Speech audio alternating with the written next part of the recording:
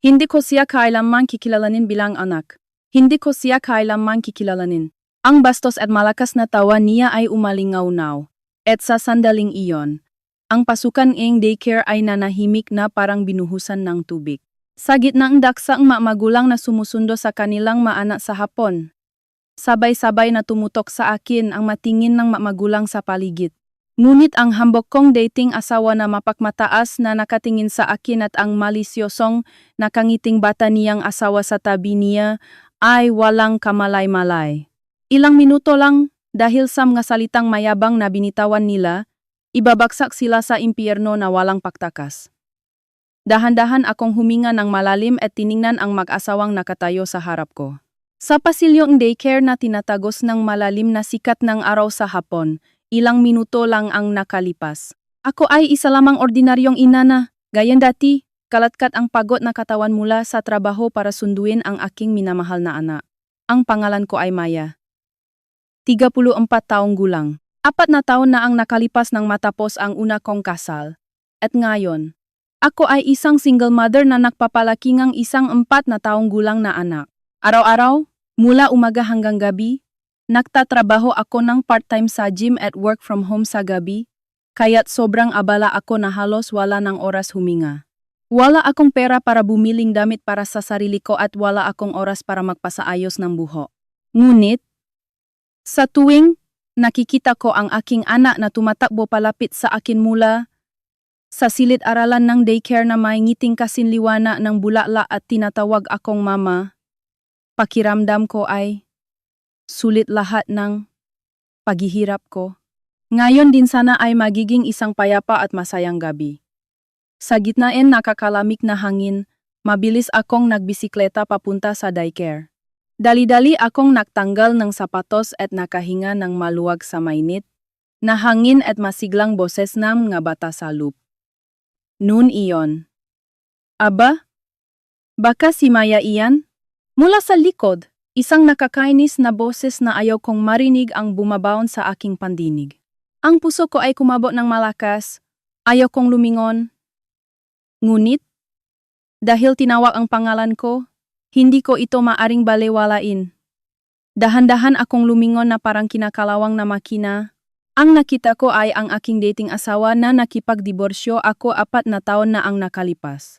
Si Angelo, na 38 taong gulang na, ay nakasuot pa rin ng damit na may malaking logo ng mahaling brand at may pinakulay na buhok na mukhang binata pa rin sa edad niya kahit isa na siyang ama. At sa kaniyang braso, may isang babaeng mas bata sa akin at may makapal na makeup na nakayakap ng mahigpit. Ito ang kasalukuyan niyang asawa, si Bianca. Narinig ko sa isang karaniwang kakilala na siya ay 28 taong gulang. Hawak ni Bianca ang kaniyang lumaking tiyan na tila pinoprotektahan habang sinisipat ang buo kong katawan na parang sinusuri. Ay, si Angelo. Hindi ba mukhang matanda na yung dati mong asawa? Mukhang punong-punong hirap sa buhay, nakakatawa. Tumawa si Bianca ng malakas. Tama siya. Sa ngayon, ako ay halos walang makeup. At suot ang aking luma at punong-puno and himulmol na sweater at kupas na maong, na mas inuna ang pagiging komportable. Wala akong ni isang sandaling oras o pera para magpaganda. Hoy! Bianca! Tama na yan. Asawa ko pa rin naman siya noon. Well, ako ang nagtapon sa kanya.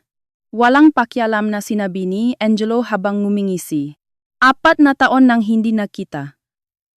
Karaniwan, ang isang disenteng adulto ay iwas ng tingin o bahagyang yumuyuko at dadaan na lang. Ngunit walang saisen umasa ng ganong paggalang o pag-isip mula sa lalaking ito. Noon pa man, siya ay isang tao na nakikita lang ang halaga ng sarili sa pamamagitan ng pagmamaliit sa iba. So, bakit ka nandito? Tanong ni Angelo habang ngingisi-ngisi. Kung titingnan lang niya ang bag na pangdaykar na hawak ko, malinaw na ang dahilan, ngunit sinasadya niyang magtanong, susunduin ko. Hindi ba halata? Pinigilan ko ang aking damdamin at sinagot siya ang pinakamalamig na boses. Ayaw ko nang makisalamuha pa sa lalaking ito. Kailangan ko nang pumunta sa klaseng anak ko. Ngunit, Nang marinig ni Angelo ang sinabi ko, lumaki ang mamata niya ng labis. Susunduin? Wow, may anak ka. Sa kanyang walang pakialam na malakas na boses nagsimulang sumulyap sa amin ang mga magulang sa paligid. Napapikit ako. May isa akong anak na babae. Hindi makapaniwalang tiningnan ni Angelo ang aking anak. Pagkatapos ay nagsimula siyang tumawa ng malakas habang hawak ang tiyan niya. Ha,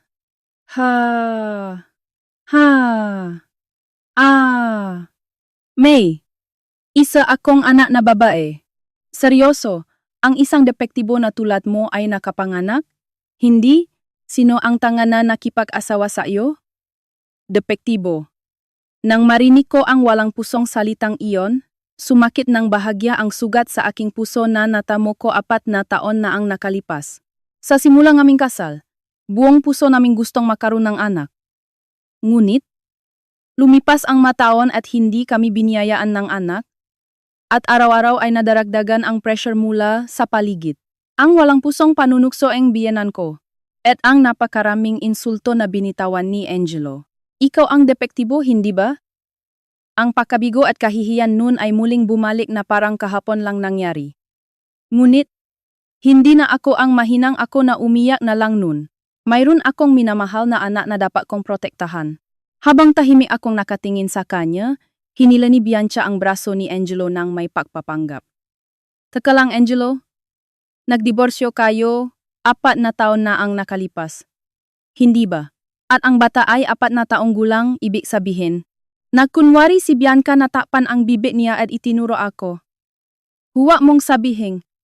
Hindi ba nilalapitan ka niya para lang makuha ang child support ng anak mo? Biglang namutla ang mukha ni Angelo sa sobrang layo at walang bashang pahaya ni Bianca. At pagkatapos ay naging sanhingang, mapagmataas na pagtawa na narinig sa simula. Aba, hindi yan. Kailanman hindi ako kilala ng anak niya. Hindi ko siya kailanman kikilalanin. Malakas na sinabi ni Angelo, sinasadya niyang iparinig sa lahat habang nakangisi.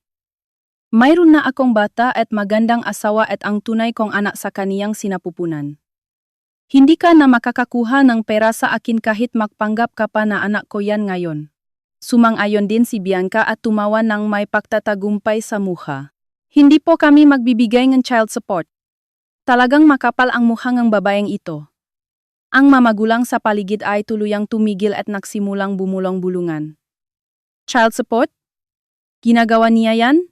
Nararamdaman ko ang pagdududa na nakatutok sa akin. Parang nakaupo ako.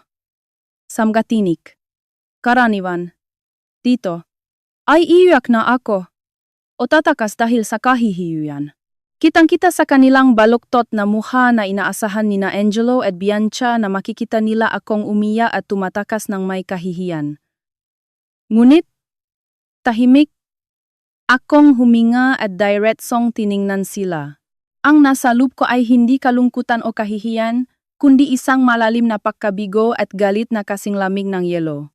Ang lalaking ito ay talagang walang alam kung gaano siya kawalang kabuluhan at kaawa-awa.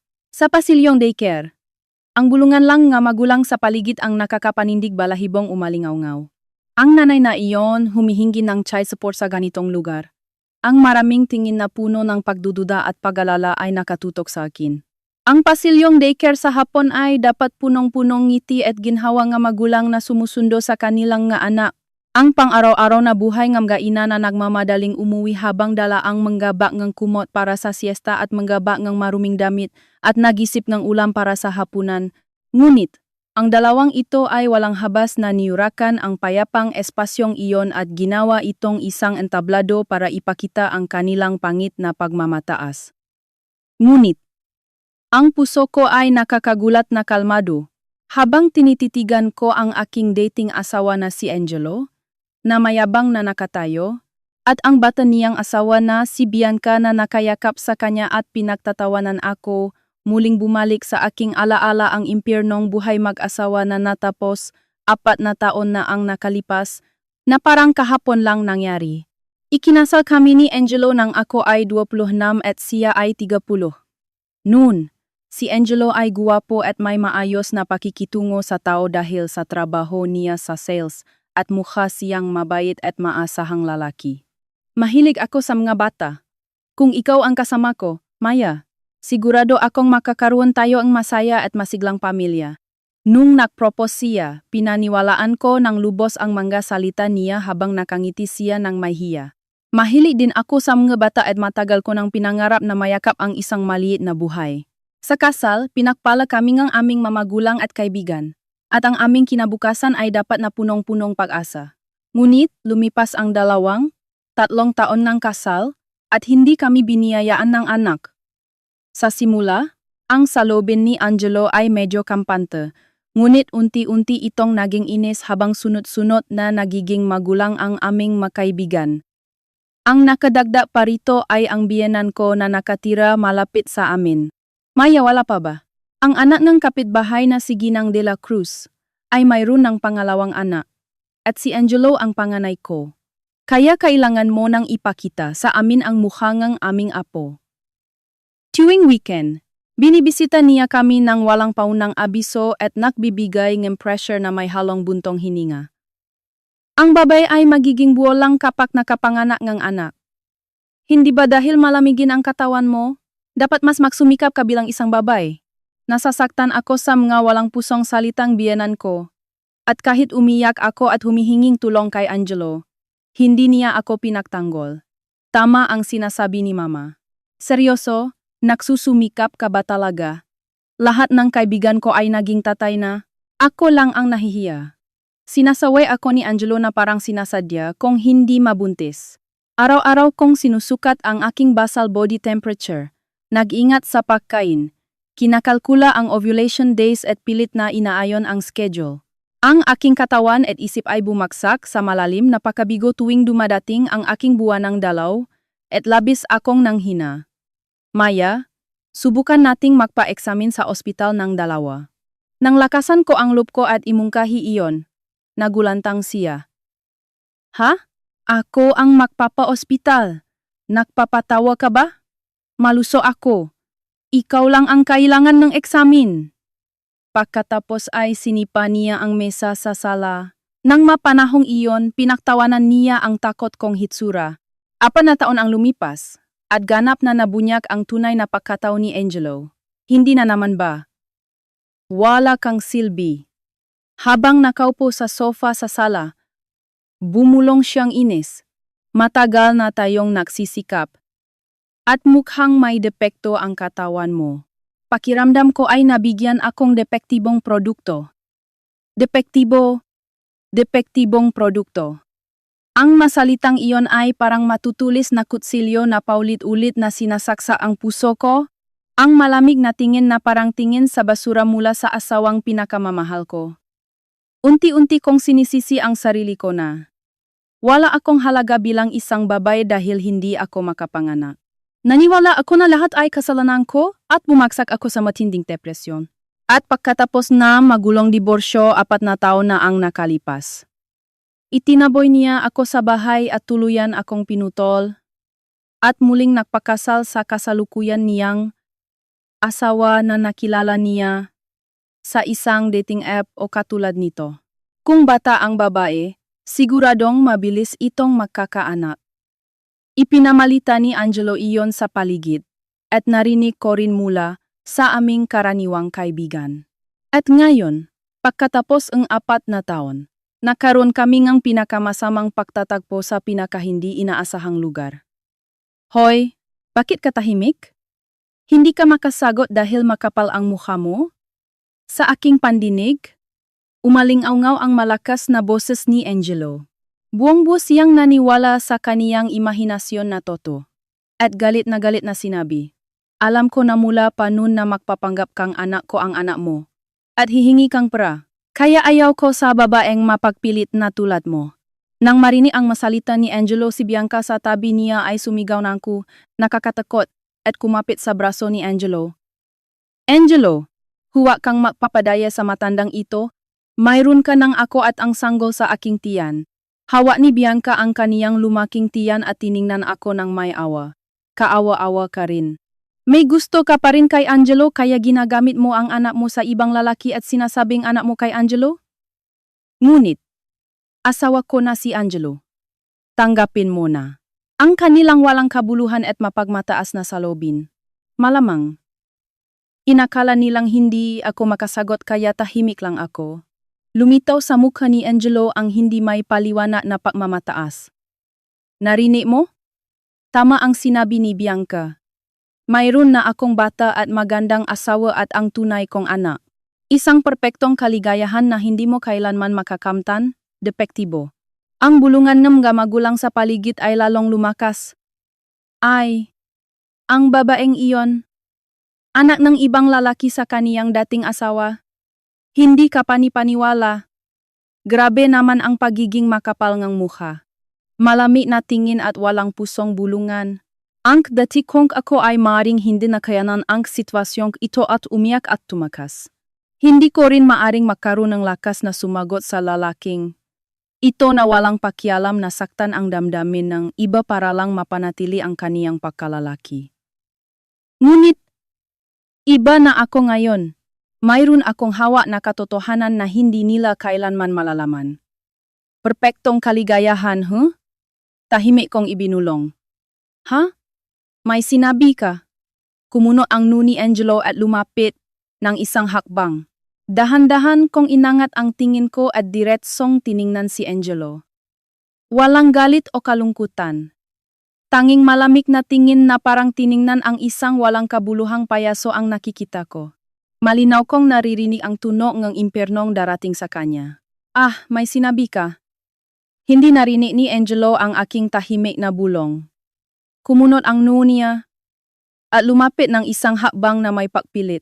Ang kaniyang mukha ay may nakakabit na pagmamataas at marahas na ekspresyon, katulad ng nung kinokontrol niya ako sa lupgahay.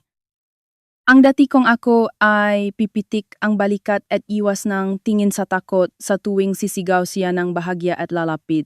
Dahil doon lang ako nabubuhay. Iniisip kung paano ko siya mapapatawa. Ngunit, iba na ako ngayon. Hindi ako umurong ni isang hakbang, at diretsong tiningnan ang maputi na mata ni Angelo. Wala pa ring pagbabago, Angelo. Ang ganiyang pagtataas ng boses at pananakot sa iba para lang isipin mong ikaw ang nasa itaas. Biglang kumunot ang mukha ni Angelo sa aking kalmadong salita. Malamang, ang inaasahan niya ay ang isang kaawa-awang dating asawa na iya at hihingi ng tawad dahil sa mga tingin ng iba. Ngunit, ang hindi ko pagpapakitang anumang pag-alala at ang pagtingin ko sa kanya na may awa ay malalim na nakasakit sa kaniyang walang saysay na pagkalalaki. Nagpapakamatapang ka lang, hindi ba?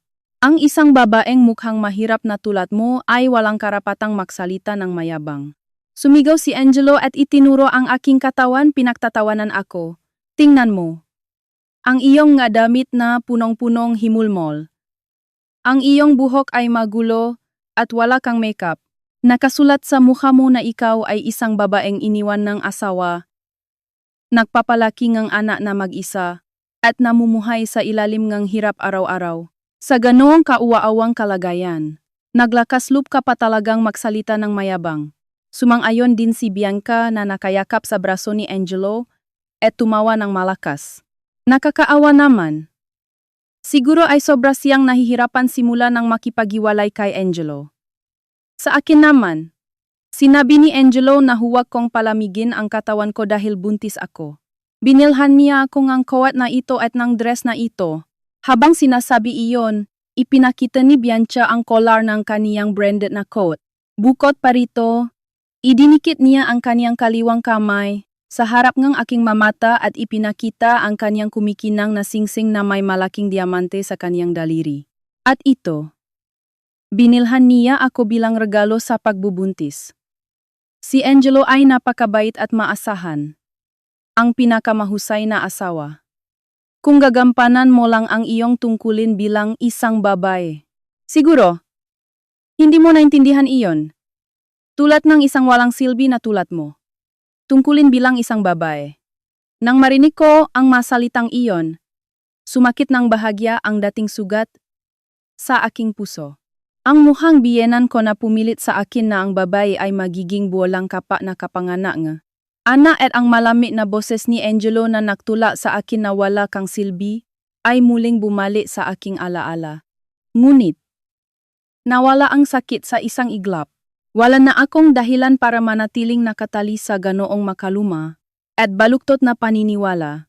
Ang suot kong sweater na may himulmol at kupas na maong ay hindi simbolong kalungkutan. Ito ay ang uniforme ng isang ipinakmamalaking ina para makipaglaro sa aking anak sa parka, gumuhit at magtawanan, at sa gabi, magluto ng mainit na hapunan at yakapin ng mahigpit ang kaniyang maliit na katawan. Totoo na wala akong oras o pera para magpaganda, ngunit ang buhay ko at ng aking anak ay mas mayaman at mas mainit kaysa sa baluktot na buhay ng mag-asawang ito. Tapos na ba ang pagmamayabang mo? Bumuntong hininga ako, at tiningnan ang mukha ni Bianca. Pagkatapos ay ang mukha ni Angelo. Kung gayon, maari mo bang bigyan akong daan? Naghihintay ang anak ko sa silid-aralan. Wala akong oras para makinig sa bastos ninyong mag-asawa. Bastos na mag-asawa. Namumula ang mukha ni Angelo sa galit, at inunat niya ang kaniyang makamay para harangan ang aking daan. Nakpapatawa ka ba? Naghihintay ka rito para humingi nga. Child support sa akin, hindi ba?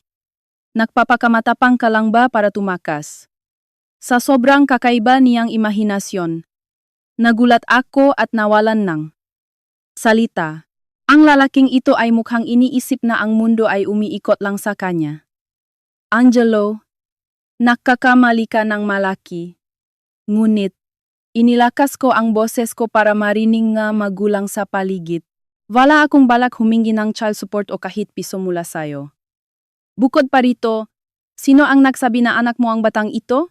Sa aking malinaw na pagtanggi? Lumaki ang mamata ni Angelo sa isang iglap? Ngunit agad niya itong inakala na nagpapakamatapang lang ako. Nagpakita siya nga mayabang at mapakmataas ng ngisi.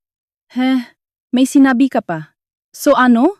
Pagkatapos nating maghiwalay, nakipag-ugnayan ka sa kung sinong lalaki at iniwan ka rin? At naging single mother? O sinadya mong kumuhan surrogate mother para lang mahiganti sa akin? Alin man dun, kawawa ka. Teka lang. Angelo, ang lakas ng boses mo. Pinapanood tayo ng mga tao. Hinila ni Bianca ang braso ni Angelo habang ngumingisi. Ngunit mayroong hindi may tagong pagmamataas sa kaniyang mukha. Pero talagang nakakaawa siya. Dahil hindi siya makapanganak at may depekto. Nagpapakamatapang siya at sinasabing anak niya, ang anak ng ibang tao.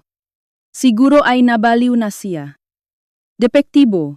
Ang malupit na salitang iyon na lumabas sa bibig ni Bianca ay nagdulot ng pagkabigla sa mga magulang na nakikini sa paligid. Teka, narinig niyo yun? Sobra na yun, ang mga magulang na nagdududa sa akin noon ay ngayon, ay nag-atubili sa labis na pakmumura ng dalawa, at ramdam ko iyon sa hangin. Ngunit, sina Angelo at Bianca, na lubos na nilamon ngang pagmamataas, ay hindi man lang napansin ang ibig sabihin ng malamig na tingin ng iba. Naniwala silang sila ang nanalo at sila ang tama, at abala sila sa pagdurok sa akin. Narinig mo? Maya, ito ang tinatawa na common sense ng mundo. Ang isang depektibo na tulad mo ay dapat na tahimik na lang at mamuhay sa anino. Huwag kang humarang sa liwanag ng buhay ko. Umalinggaw ang sigaw ni Angelo sa pasilyo ng daycare sa hapon. Ang lalaking ito ay talagang walang kabuluhan. Hindi niya alam na ang taong pinagmamaalian niya at niyuyurakan ay may hawak na pinakanakakatakot na katotohanan para sa kanya. Tahimik lang akong naghihintay. Kung gaano sila magmamataas at magpapataas, mas malalim at mas malupit ang pagkabigo kapag sila ay bumagsak sa lupa. Nakakatawa talaga. Ang isang babaeng hindi kayang gampanan ang tungkulin bilang babae ay nagpapakananay at sumusundo sa daycare?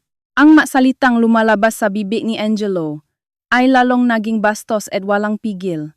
Mula sa bintana ng daycare, sumisikat ang magandang pulang-pula na sikat ng araw sa hapon. Ngunit taliwas sa mainit na liwanag na iyon, ang hangin sa pagitan namin ay kasing lamig ng taglamig.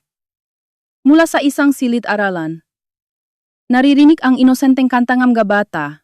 Sa ganong payapang lugar, si Angelo, isang lalaki na yumuyurak sa kaniyang dating asawa para lang masiyahan ang kaniyang baluktot na pagmamataas, ay nakatingin sa akin ng mayabang at may ngisi. Sa tabi niya, si Bianca ay nakangiti ng may kislap sa mata habang sinasabing nakakawa. Ay Angelo, sinabi rin ni Tia Santos, hindi ba? Sobra siyang nahirapan sa dati mong asawa. Ngunit si Bianca ay agad na nakaapo, kaya talagang mahusay siyang asawa. Naisip ko noon na buti na lang ikinasal ako sa kanya. Sinadya ni Bianca na banggitin ang pangalan ng biyanan ko para marinig ko, biyanan ko. Ang babaeng iyon na tinawag akong depektibo at araw-araw na nanunukso.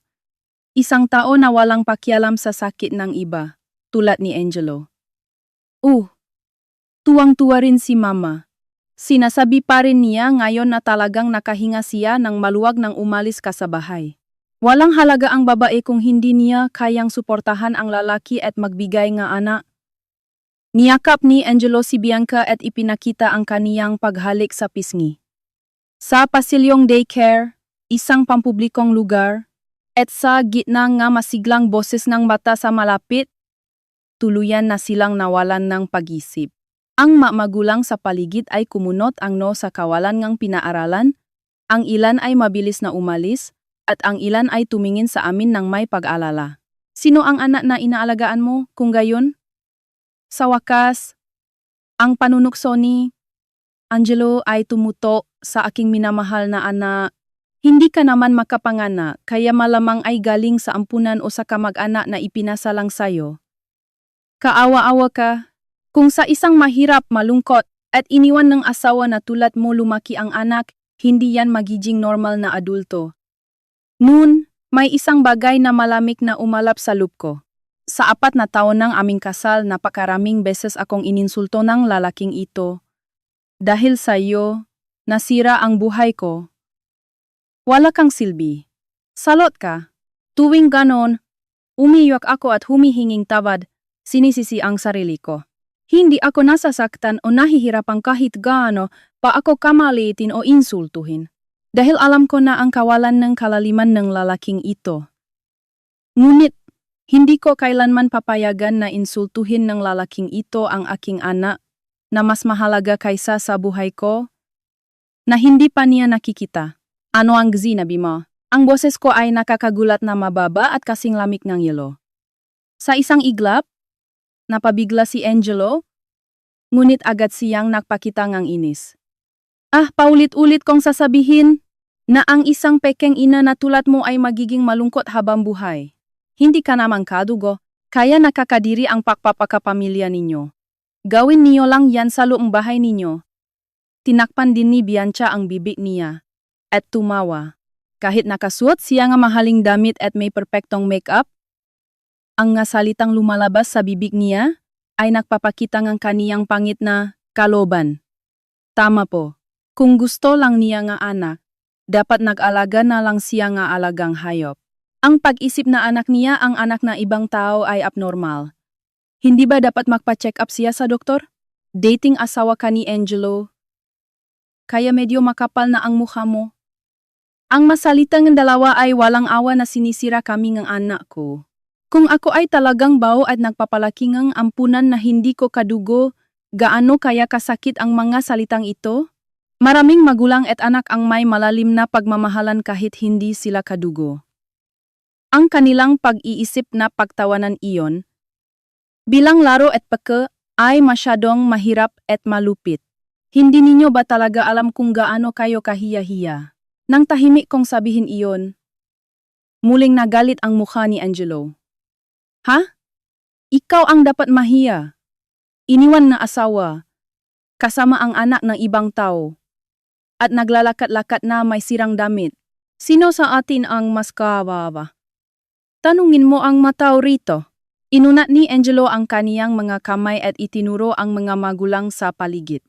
Lahat kayo, iniisip niyo rin yan, hindi ba? Ang isang babaeng may depekto na tulad nito ay walang hiya pa ring pumapasok sa daycare. Nakakaistorbo lang sa mamay maayos na pamilya, hindi ba? Ngunit, Walang ni isa ang sumang-ayon sa kanya. Sa halip, ang lahat ay tumitingin kina Angelo at Bianca ng may malamig o matinding pagkamuhi. Ngunit, inakalaeng dalawa na ang ibig, sabihin nam gatingin na iyon ay isang babala sa akin. Angelo, tama na. Kung hahaplusin natin ang ganitong tao, masama ang epekto sa sanggol sa aking tiyan. Gusto ko nang mamili para sa anak ko. Hinila ni Bianca ang braso ni Angelo habang hinahaplos ang kaniyang malaking tiyan ng may malambing na boses. Tama ka? Wala akong oras para makisalamuha sa talunan na tulad mo. Mamimili kami ng mamahaling baby crib para sa tunay kong anak na ipapanganak.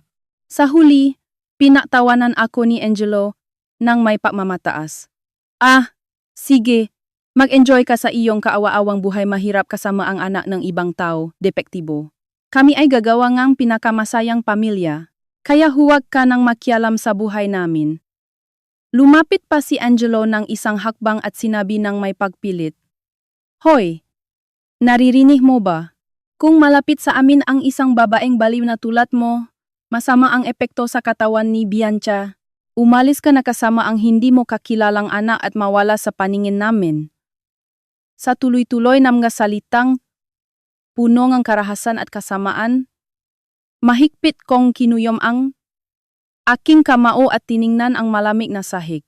Ang hangin sa paligid ay umabot sa pinakamasamang tensyon at pakiramdam ko ay itinutulak ako sa isang sitwasyon na walang pagtakas. Hoy, nawalan ka na bang salita dahil sa takot? Nanginginig ka pa. Dati ka pa rin ganyan, hindi ba? Kapag mahirap ang sitwasyon, tahimik ka at nagpapakabiktima. Nakakainis talaga ang ganiyang pagugali. Inakala ni Angelo na ang aking pagtingin sa sahig at pagiging tahimik ay takot at pagkatalo at lalo siyang nagmalaki.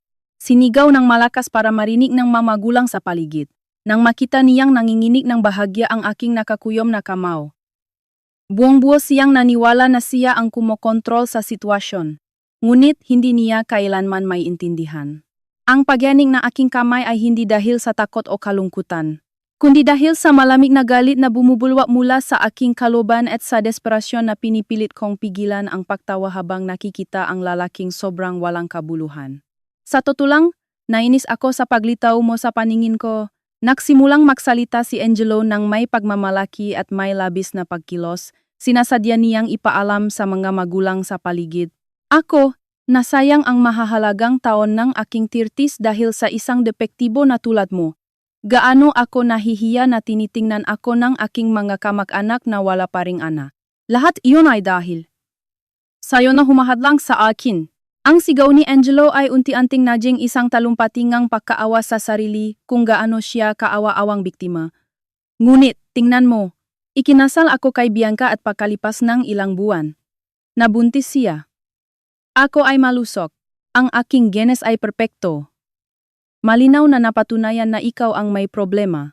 100%. Ikaw ay isang mansa sa aking buhay. Kaya, huwag kang magpakitang gilas kasama ang anak ng ibang tao. Totoo po, hindi niya malalaman kung gaano nasaktan si Angelo. Si Bianca ay lumapit kay Angelo at nagkunwari na parang isang trahedyang bida at umiling. Narinig ko po lahat mula kay Angelo. Ang dati niyang asawa ay talagang masama. Walang kakayahan bilang babae ngunit may mataas na pagmamataas. Kaya pinangakuan ko si Angelo na gagawa ako ng tunay, na mainit na pamilya para sa kanya. Pagkatapos sabihin iyon, muling tiningnan ako ni Bianca ng may pagama. Kaya, maari ka bang huwag makialam sa aming perpektong kinabukasan? Isang pagkakamali sa nakaraan na tulad mo. Hindi ko alam kung anong dahilan kung bakit mo inaalagaan ang anak ng ibang tao. Ngunit ang pagsisinungaling na anak mo kay Angelo at pagkuha ng pera ay isang krimen. Tatawa na ba tayo ang pulis? Habang sinasabi iyon, kinuha ni Bianca ang kaniyang pinakabagong smartphone mula sa kaniyang branded na bag at ipinakita ang screen. Ang magulang sa paligid ay lubos na nagulat sa abnormal na pagugaling mag-asawa at kahit ang bulungan ay nawala at isang nakakapanindig balahibong katahimikan ang bumalot sa pasilyo. Lahat ay nakpakita ng mukha na ayaw makisalamuha at malayo silang nakapalibot sa amin. Nun ayon, ma'am, pakiusap, kumalma kayo. Magugulat ang mga bata rito. Malamang ay naramdaman niya ang kakaibang hangin. Si Ginang Reyes, ang batang gurong klaseng anak ko, ay nagmamadaling lumapit. Humaharang siya sa pagitan namin ni Angelo at sinusubukang ayusin ang sitwasyon ng may pilit na ngiti. Ngunit, tinanggap ni Angelo ang pagdating ng guro na parang isa itong bagong manunod. Ginang Reyes, tamang-tama. Sabihin mo rin sa bali na babaeng ito, siya ay parang stalker ko. Obses pa rin siya sa akin. At kasama ang anak ng kung sinong lalaki, sinisira niya ang bago kong pamilya. Stalker? Naguguluhan si Ginang Reyes at tiningnan kaming dalawa ni Angelo. Ginang Maya, siya po ba? Ako ang dati niyang asawa. Ngunit, 4 na taon na ang nakalipas nang putulin ko ang ugnayan sa kanya. Kaya estranghero na lang kami. Ngunit, dahil nainggit siya sa aking masayang ikalawang kasal, na abang siya rito, buntis ang asawa ko. Kung may gawin ang abnormal na ito, pananagutan ba ang daycare? Ang walang basahang imahinasyon at pagiging biktima ni Angelo ay lumabas sa kaniyang bibig. Pilit niyang ginawa ang sarili niyang kaawa-awang biktima, at ako naman ay isang obses na baliw na dating asawa sa mga matang iba. Sumang-ayon din si Bianca, at kumapit sa braso ni Ginang Reyes. Ginang Reyes, pakiusap. Paalisin niyo ang babaeng ito. Natatakot ako at sumasakit ang tiyan ko. Siguradong isinusumpang babaeng ito ang aking sanggol dahil baok siya. Teka lang ma'am, kumalma kayo. Si Ginang Maya ay laging seryoso sa pagsundo sa anak niya at siya ay isang mabuting ina. Hindi siya ganun. Pilit akong ipinagtanggol ni Ginang Reyes, ngunit malakas na pinutol ni Angelo ang kaniyang sinasabi. Mabuting ina? Nagpapatawa ka ba? Wala namang kakayahan na magpanganak, pero nagpapakananay. Baliw lang yan. Maya, masaya ka bang pahirapan pati si Ginang Reyes? Ang pag-iral mo lang ay nakakaistorbo sa mga tao sa paligid.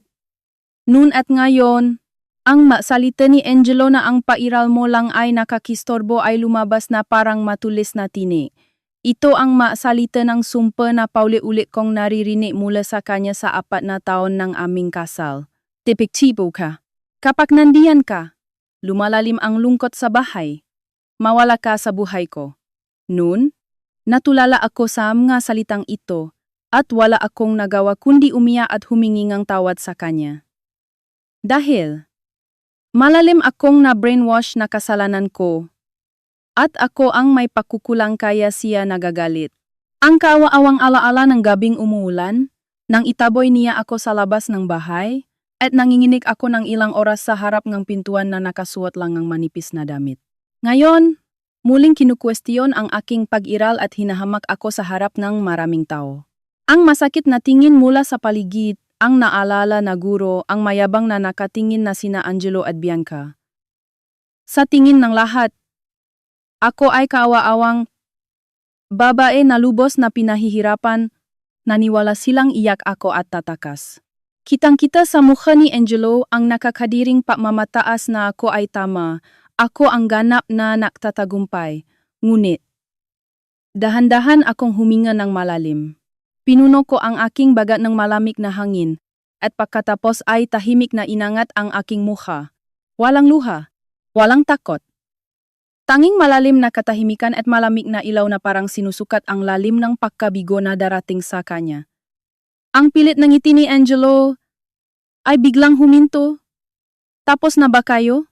Ang lumabas sa bibig ko ay hindi ang pilit na pahingi ng tawad o pag-iyak na inaasahan niya. Ito ang unang atake na magbubukas ang pinto ng impyerno. Tapos na ba kayo?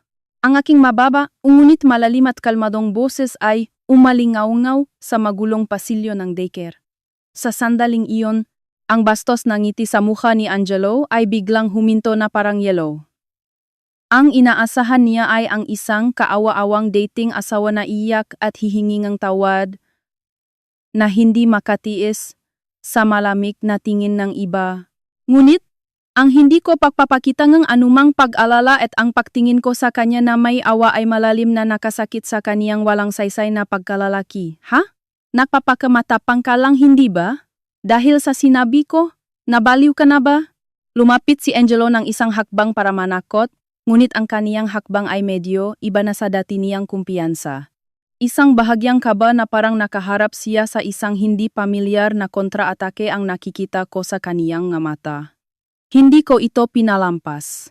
Lubos kong binabalewala ang salita ni Angelo at tinitigan silang dalawa. Siya at si Bianca na nakayakap sa kaniyang braso at nakangisi. At nagsimulang magsalita. Una sa lahat, may isa lang akong linawin. Ang anak ko, na tinatawag ninyong anak ng ibang lalaki, at peking anak, ay walang duda na anak ko. Pinanganak ko, siya sa lupngang 10 buwan. Siya ang aking kadugo. Sa aking malinaw na salita, biglang napanganga si Angelo, at pagkatapos ay tumawa ng malakas habang hawa ang kaniyang tiyan. Ha? Ha ha ha. Ano ang sinasabi mo? Nabalif ka na ba? Dahil ayaw mong tanggapin ang katotohanan na depektibo ka, tumakas ka sa mundo ng imahinasyon, hindi ka makapanganak. Sa 4 na taon ng kasal natin, ni minsan hindi ka nabuntis. Lumapit din si Bianca sa braso ni Angelo at tumawa ng may pahama. Totupo, kung magsisinungaling ka, dapat mas maganda ang kasinungalingan mo. Alam ni Angelo at ni Tia Santos na bao ka. Ang pagpapakananay at pagsisinungaling ay sobra na. Tama ang sinabi ni Bianca. Yumabang si Angelo at sinigaw sa mga magulang sa paligid.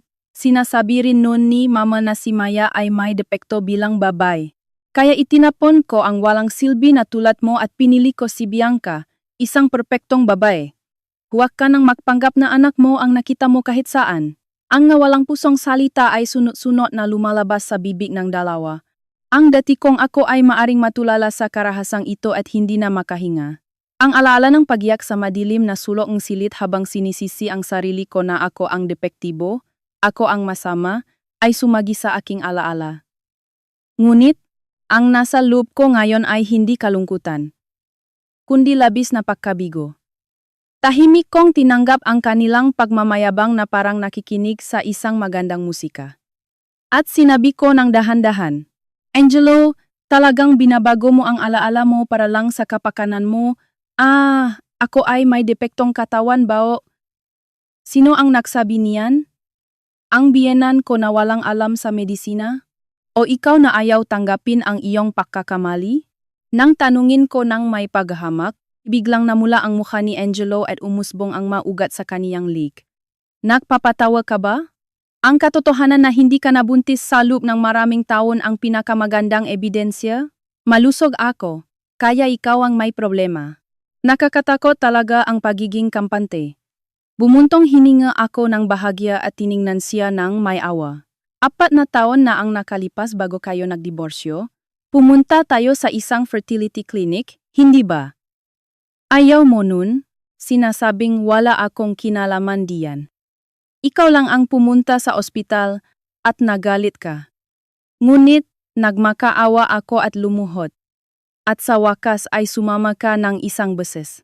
Nang marinig ni Angelo ang salitang fertility clinic, biglang nanigas ang kaniyang mukha, gumagalaw ang kaniyang mata, at nagsimulang lumabas ang pawis sa kaniyang noo. Sinabi ko na nga, na may depekto ang katawan mo. Para patunayan iyon ng doktor. Sumigaw si Angelo ng pilit, ngunit ang boses niya ay bahagyang nangingini. Hindi Angelo. Talaga bang nakalimutan mo na ang diagnosis na ibinigay sa atin ng doktor noon? Hindi. Malamang ay itinago mo iyon sa ilalim ng alaala mo dahil ayaw mong alalahanin. Lumapit ako kay Angelo ng isang hakbang. Bahagyang umurong si Angelo ng hindi sinasadya. Walang problema sa katawan ko. Ang lagay ng matris ko, ang function ng ovaries ko, ang hormone levels ko, lahat ay normal. Malinaw na sinabing doktor sa akin, Ma'am, kayo ay lubhang malusog. Mayroon kayong sapat na kakayahan para magkaroon ng natural na pagbubuntis. Ha? Ano ang sinabi mo? Nangginginig ang boses ni Angelo? Si Bianca. na nasa tabi niya, ay naguguluhan din at tiningnan ang mukha ni Angelo. Impossible. Impossible yan. Kung gayon, bakit hindi ka nakaanak sa loob ng 4 na taon? Naginom ka ba ng pills ng lihim? Ang sigaw ni Angelo ay may halong pagkabigla at kaba. Ang takot na bumaksak ang pinaniniwalaan niyang premise na depektibo ang dating asawa ay pilit niyang tinatanggihan. Hindi ako umiinom ng gamot. Gustong-gusto kong magkaroon ng anak. Malami kong tiningnan si Angelo at sinabihan siyang paulit-ulit na salita para harangan ang kaniyang pagtakas. Hindi ako ang dahilan, iyon lang ang totoo. Ako ay lubusang malusog at may kakayahang makaanak. Kaya? Pagkatapos nating magdiborsyo, nagkaroon ako ng magandang pagkakataon. At ngayon, mayakap na akong minamahal na anak. Ang pagiging ina ko ay isang katotohanan. Kung gayon, bakit? Bumubulong si Angelo at ginulo ang kaniyang buhok nang naguguluhan. Kung hindi ka depektibo, bakit tayo? Dun, biglang huminto ang pag-isip ni Angelo. At tiningnan niya ako ng may mukha na puno ng hindi kapanipaniwalang takot. Tiningnan ko ng direkta ang takot na tingin na iyon, at tahimik kong binuksan ang pinto sa malupit na katotohanan na maglulugmok sa kanya sa impyerno. Oo. Kung malusog ako, isa lang ang natitirang posibilidad. Hindi ba? Tama na. Nanginginig ang boses ni Angelo. Tama na. Pakiusap. Huwag ka nang magsalita pa. Ngunit, hindi na ako mapipigilan. Para mabawi ang dignidad na inagaw niya sa akin sa loob ng 4 na taon. At higit sa lahat, para ipagbayad siya sa pag-insulto sa aking minamahal na anak, tiningnan ko si Bianca na nakayakap sa braso ni Angelo at naguguluhan. Bianca, buong puso ka bang naniniwala na malusok ka at ang sanggol sa iyong tiyan ay walang duda na anak ni Angelo? Napaatras si Bianca at yumakap sa kaniyang malaking tiyan gamit ang 2 kamay. Ha? Ano? Naman. Malusok si Angelo. Buntis ako. Hindi ba? Totongang buntis ka. Dahan-dahan kong sinabi ang bawat salita. Ngunit, tunay nga bang anak ni Angelo iyan? Ang tahimik kong sinabing masalita ay umaling-awngaw sa pasilyong daycare na parang isang malamig na blok ngelo. Isang sandaling ang katahimikan. At nakita kong biglang namutla ang mukha ni Bianca. Ano ang sinasabi mo? O naman. Anak ni Angelo iyan. Wala kang karapatang magalit sa akin dahil sa walang basehang sinasabi mo. Sumigaw si Bianca at mahigpit na niyakap ang kaniyang tiyan gamit ang 2 kamay. Gumagalaw ang kaniyang mga mata at nangingini ang kaniyang boses. Hoy, Maya. Tama na yan. Namumula na ang mukha ni Angelo sa galit at lumitaw ang mga ugat sa kaniyang lig. Mahigpit niyang kinuyom ang kaniyang mga kamay at mukhang susugot sa akin.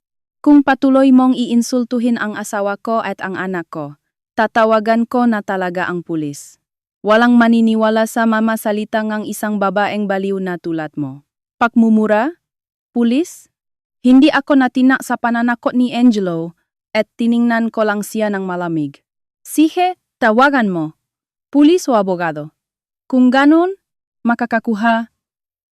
Tayoin opisyal na medical records at diagnosis mula sa fertility clinic na pinuntahan natin 4 na taon na ang nakalipas. Nandun ang lahat ng katotohanan. Nang marinig ang salitang diagnosis, biglang huminto ang galaw ni Angelo. Ang kaniyang dating kayabangan ay nawala. Nagpapawis ang kaniyang at naging mababaw ang kaniyang pahinga. Malamang, ang maalaalang pilit niyang itinago sa nakaraan ay muling bumalik na parang baha. Muling lumakas ang bulungan ng mga magulang sa paligid. Ay, may kakaiba, hindi ba? Diagnosis?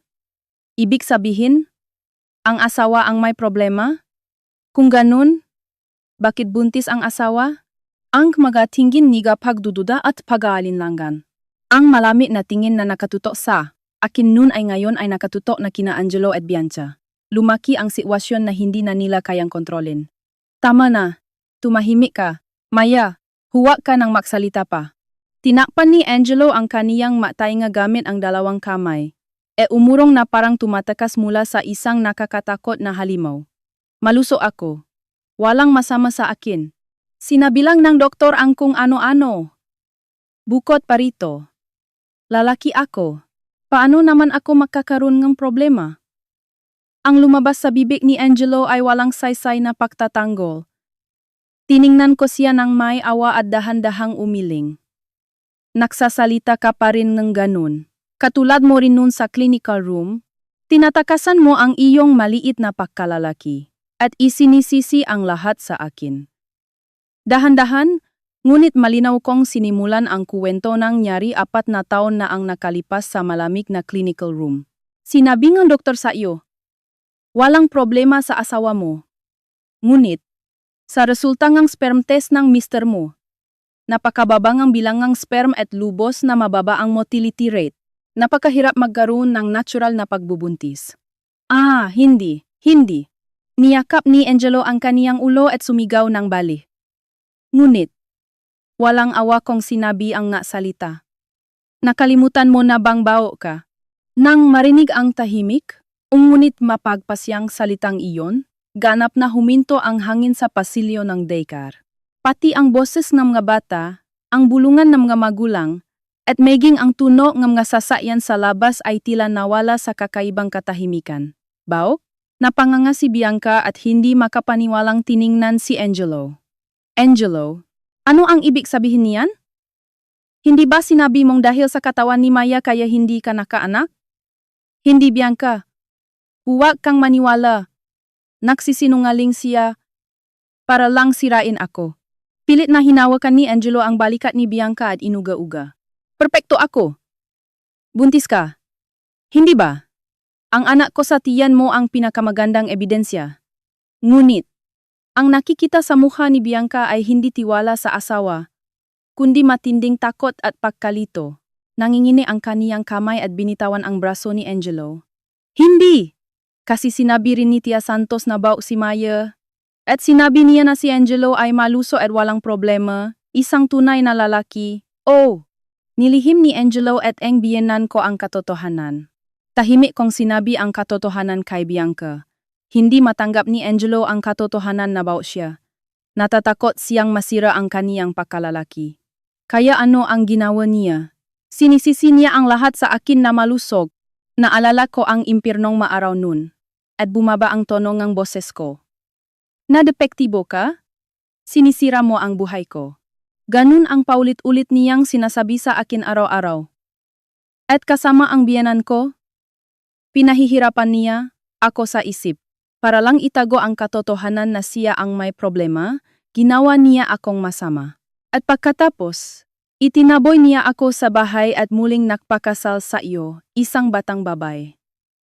Namutla ang mukha ni Bianca at nagsimulang umurong. Hindi mo narinig mula sa kanya ang tungkol sa infertility niya nang magpakasal kayo, hindi ba? Nilihim niya sa iyo ang masamang katotohanan. Dahil lang sa walang saysay at makasariling pag-isip na kung bata ang babae, siguradong makakaanak. Ganun.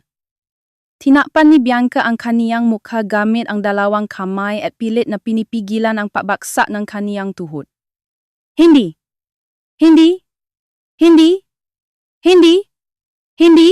Kung ganon, ang anak na ito sa tiyan ko.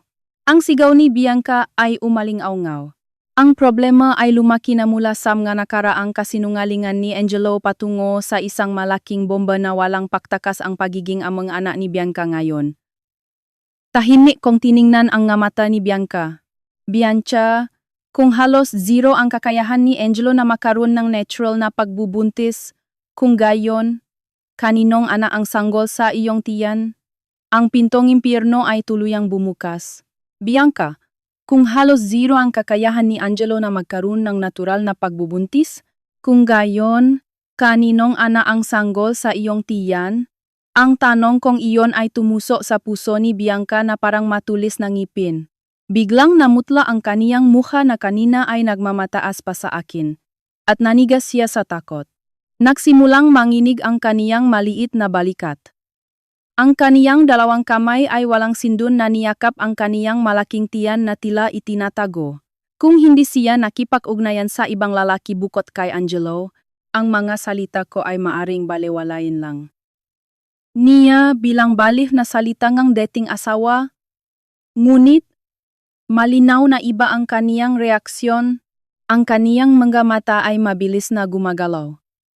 At ang kaniyang bibig ay gumagalaw na parang isda. Paulit-ulit na bumubuong nga salita na hindi lumalabas. Ang kaniyang hitsura ay parang isang taong may guilty conscience na nakpapanik. Teka lang, impossible yan. May bulong na lumabas mula sa mga magulang na nakapalibot. Ibig sabihin, nakipag-ugnayan ang asawa sa ibang lalaki bukod sa asawa niya? Naku! Kaya pala namutla siya. Hindi ka panipaniwala. Ganun pa man ang panunukso niya sa dating asawa, siya pala ang nagtaksil. Ang matingin ng pagamak at malinaw na pagkamuhi kasama ang bulungan ay lahat ay nakatutok sa akin nun. Ngunit ngayon, ang matingin na iyon ay lubusang nakatutok kina Angelo at Bianca. Karma. Ang managmamaliit sa iba at nakbato ngang bato dahil sa walang basahang pagmamataas ay tiyak na babalik sa kanila ang mga batong iyon. Hoy Bianca! Bakit ka natatakot? Hindi mo kailangang bigyan ng pansin ang nga sinasabing ang bali na babaeng ito. Malamang ay sinasabihan niya lang tayong kasinungalingan para lang paghiwalayin tayo. Malusog ako? Anak ko ang nasa tiyan mo? Hindi ba? Pilit na pinakalma ni Angelo si Bianca. Ngunit mayroong hindi may tagong pagkabigla at takot sa mukha niya. Nagsisimula na rin siyang makahalata sa puso niya. Ang malupit na katotohanan na ibinunyag sa kanya ng doktor sa malamig na clinical room 4 na taon na ang nakalipas. Ang katotohanan na baw siya, na tinakasan niya at isinisi sa akin. Huwag mo akong hawakan. Biglang sumigaw si Bianca at malakas na binitawan ang braso ni Angelo. Bianca! Hindi makapaniwalang tiningnan ni Angelo ang kaniyang kamay at ang mukha ni Bianca.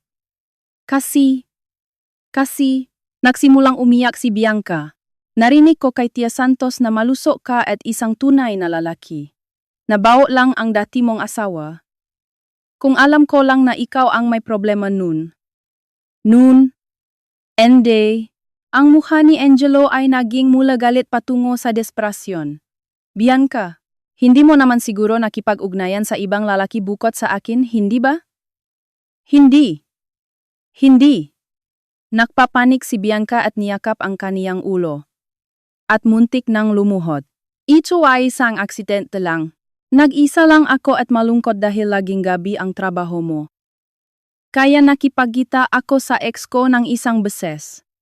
Ngunit, iyon lang. At nang malaman kong buntis ako, naniwala ako na anak mo ito dahil sa timing. Ang lumabas sa bibig ni Bianca ay isang napakapangit at walang saysay na pag-amin. Labis siyang natulala sa katotohanan ng kawalan ng anak ni Angelo na ipinahaya ko. Kaya inamin niya ang kaniyang sariling panloloko sa harap ng maraming tao. Ano? Natulala si Angelo at hindi makapagsalita. Ang kaniyang maliit na pagkalalaki ay ngayon ay gumuho na matapos malaman ang panloloko ng kaniyang asawa sa harap ng taong pinakamamaliit niya at pagkatapos ay harapin ang katotohanan na hindi siya makagawa ng anak. Hindi, kasinungalingan. Bumubulong si Angelo at tiningnan ako. Kasinungalingan. Ikaw ang nagplano nito. Ikaw ang nagsinungaling kay Bianca para lang sirain ako, hindi ba? Tuluyan nang nawalan ng kontrol si Angelo, at sumigaw na parang hayop habang lumapit sa akin. Si Ginang Reyes, na nakatayo sa pagitan, ay humiyaw ng bahagya at umurong. Ngunit, hindi ako umurong ni isang hakbang, at malamig kong tiningnan ang pagsugot ni Angelo. Angelo, talagang nakakadiri ka? Dahan-dahan kong isinubo ang kamay ko sa aking tote bag. Iniisip mo bang wala akong ebidensya? Inisip mo bang sinisira lang kita sa pamamagitan ng aking mga salita? Sa aking mga salita, biglang huminto ang galaw ni Angelo. Ebidensya? Kinuha ko ang aking lumang smartphone mula sa aking bag.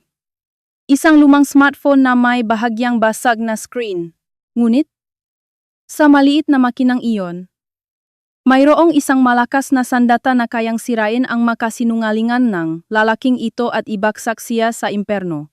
4 na taon na ang nakalipas matapos tayong magdiborsyo.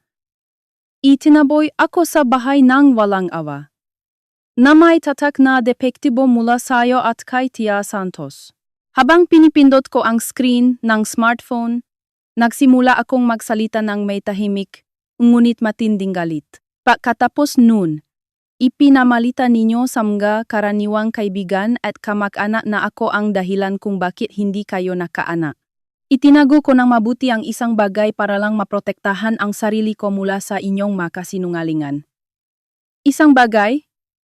Narinig ko ang pagluno ni Angelo ng lawe. Oh, ang detalyadong resulta ng aming pagsusuri na na-download ko mula sa passion portal ng clinic noon. At pagkatapos, huminto ako sa pagpindot sa screen at diretsong tiningnan ang namumutla na mukha ni Angelo. Ang audio recording ng diagnosis na ibinigay ng doktor sa atin noong araw na tumakas ka mula sa katotohanan at nagalit ka.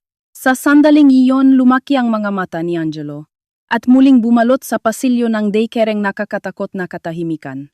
Ang gatilyong ang pagbabago ay tuluyan ng napindot. Audio recording? Ang sigaw ni Angelo na naging baliktad ay umalingaw-ngaw. Lumaki ang kaniyang mga mata at lubusan ng namutla ang kaniyang mukha. Ang kaniyang dating kayabangan ay nawala at nangingini ang kaniyang buong katawan na parang isang kriminal na hinatulan ng kamatayan. Impossible! Wala niyan! Gawa-gawa mo lang yan! Pilit na sinigaw ni Angelo. Ngunit ang kaniyang mata ay gumagalaw ng mabilis at ang kaniyang mga salita ay walang lakas. Malamang, ang alaala ng pagwawala niya sa clinical room 4 na taon na ang nakalipas at ang pagputol niya sa mga salita ng doktor at pagtakas ay ngayon ay nagpapahirap sa kanya. Dahan-dahan kong itinaas ang smartphone sa harap ng mukha ni Angelo. Kung gawa-gawa ba yan o hindi, malalaman natin kapag i-play natin dito. Ang boses ng doktor sa klinik. Naalala mo, hindi ba? Huwag! Huwag! Inabot ni Angelo ang kaniyang kamay para agawin ang aking smartphone, ngunit mabilis akong umurong para iwasan iyon. Huwag mo akong hawakan. Kung mawawala ka pa, tatawagin ko na talaga ang pulis. Hindi ba sisirain niyan ang iyong magandang buhay? Mahigpit na kinuyom ni Angelo ang kaniyang mangipin at galit na kinuyom ang kaniyang kamao. Ngunit, sa harap ng mga magulang sa paligid at ni Ginang Reyes, naunawaan niya na hindi na niya kayang gumawa ng mas agresibong kilos, kaya nanigas siya at huminga ng malalim. Pinindot ko ang screen at pinili ang isang audio file na nai-save. Sa resultang pagsusuri nga asawa mo, walang problema sa matris o ovaries. Siya ay lubhang malusog. Ang lumabas mula sa smartphone ay ang kalmado at kompos na boses ng isang matandang lalaking doktor. Huminga ng bahagya si Bianca at lumaki ang kaniyang nga mata. Sa mga panahong iyon, naniwala rin siya na ang kuwento na narinig niya tungkol sa dating asawa ang may problema ay lubusang kasinungalingan. Nagpatuloy ang audio. Ngunit, Ginong Angelo, nakakalungkot na sabihin, ngunit sa resulta ng inyong sperm test, ang bilang ng sperm ay lubhang mas mababa kaysa sa normal na pamantayan at ang motility rate ay lubhang mababa. Napakahirap makaroon ng natural na pagbubuntis sa bilang na ito. Kailangan ninyo ang advanced treatment tulad ng IVF. Ha? Nagpapatawa ka ba? Doktor? Ako ang bao, malusog ako, ang depektibo na asawa ko ang may problema. Mula sa smartphone, umalingaw-ngaw ang pamilyar na sigaw ni Angelo nung nawawala siya sa clinical room. 4 na taon na ang nakalipas. Ito ang recording ng pinakapangit na sandali ng siya ay magalit at tumakas mula sa katotohanan dahil sa pagkawasa ng kaniyang pagkalalaki. Tinakpan ni Angelo ang kaniyang matainga gamit ang 2 kamay at sumigaw na parang hayop habang nakaupo sa sahig. Tumama ang isang shock sa mga magulang sa paligid. Grabe! Nilihim niya ang infertility niya at isinisi ang lahat sa asawa niya. Anong klaseng lalaki siya? Ang bulungan ng pahamak at pahkamuhi ay sunod-sunod na bumagsak kay Angelo. Ang salitang depektibo na itinuto ni Angelo sa akin noon ay bumalik sa kanya ng doble ang lakas at tumusok sa kaniyang ulo. Angelo, impossible.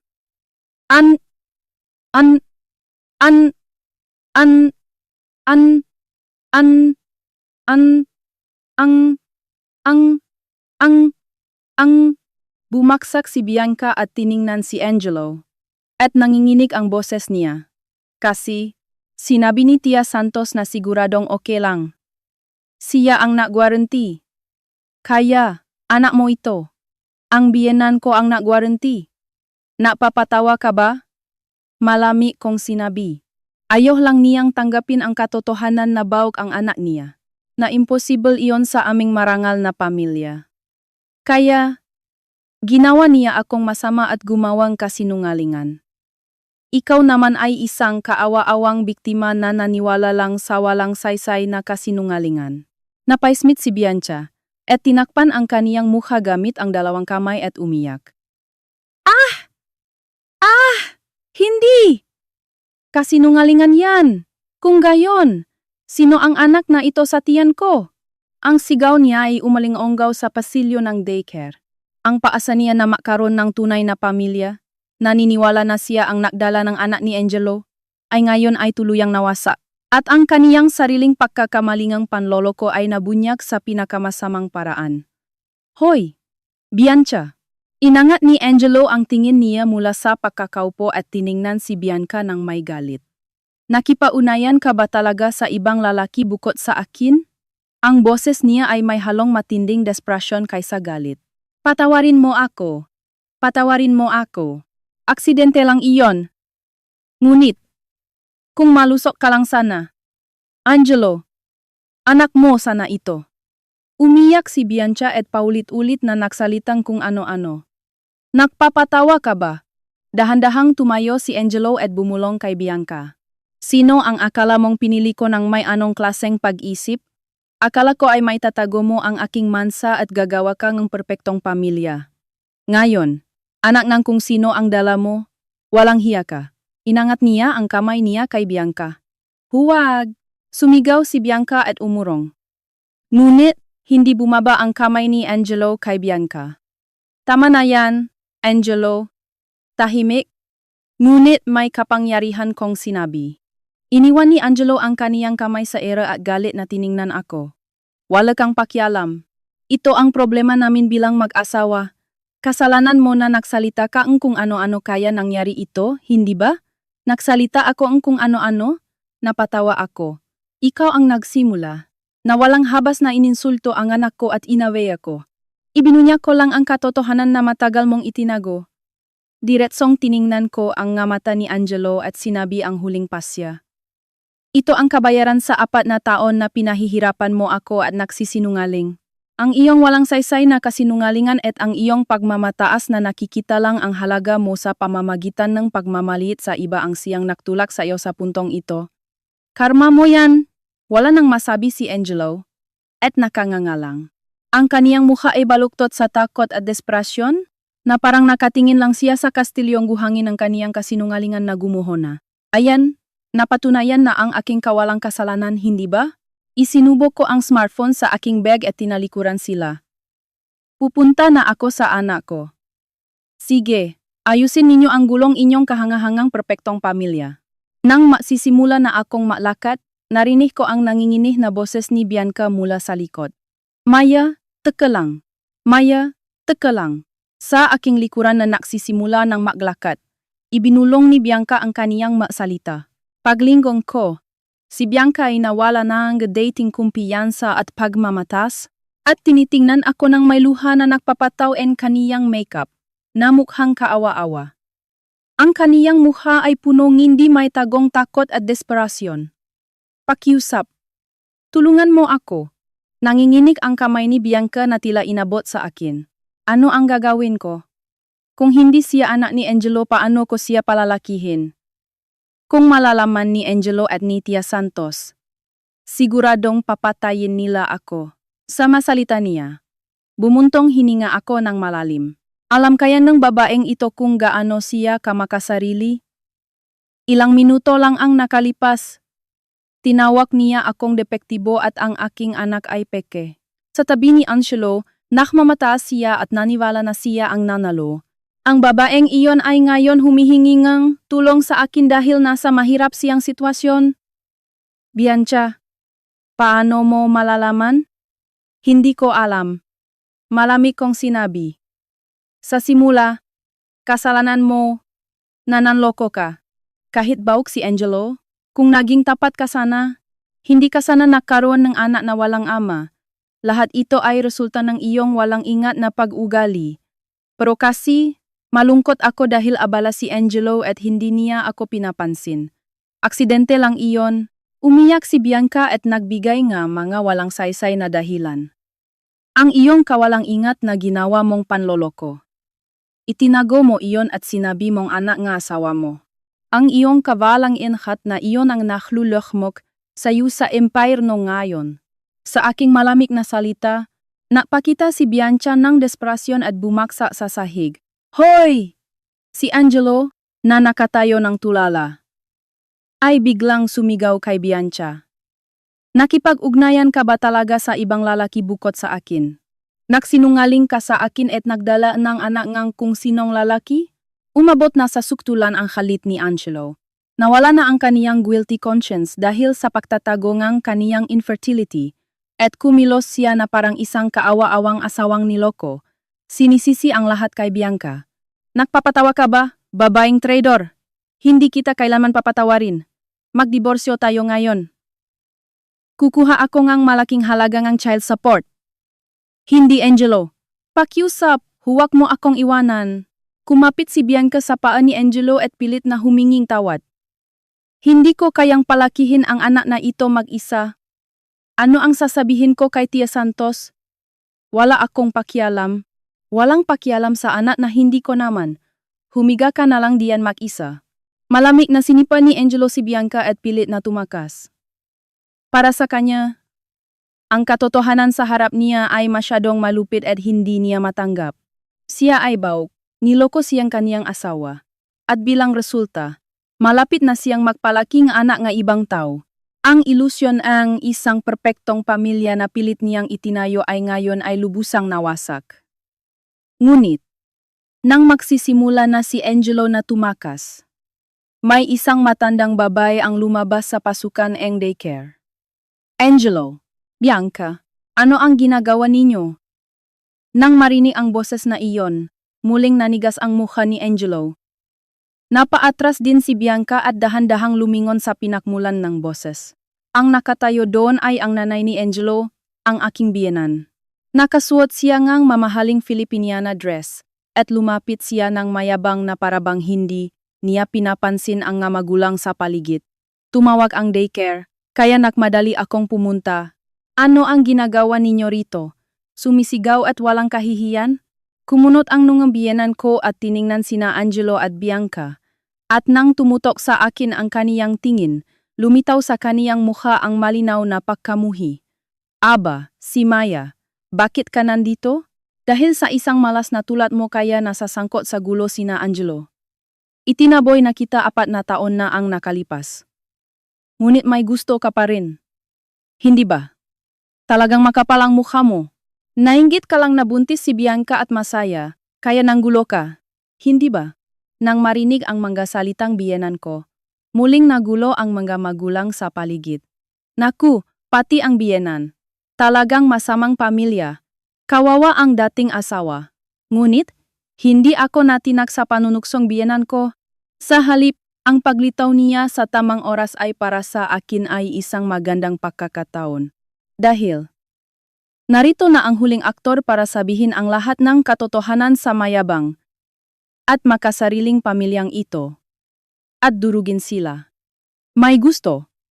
Nagpapatawa ka ba? Malamig akong ngumiti at diretsong tiningnan ang biyenan ko. Tia Santos, nagsasalita ka pa rin nganon?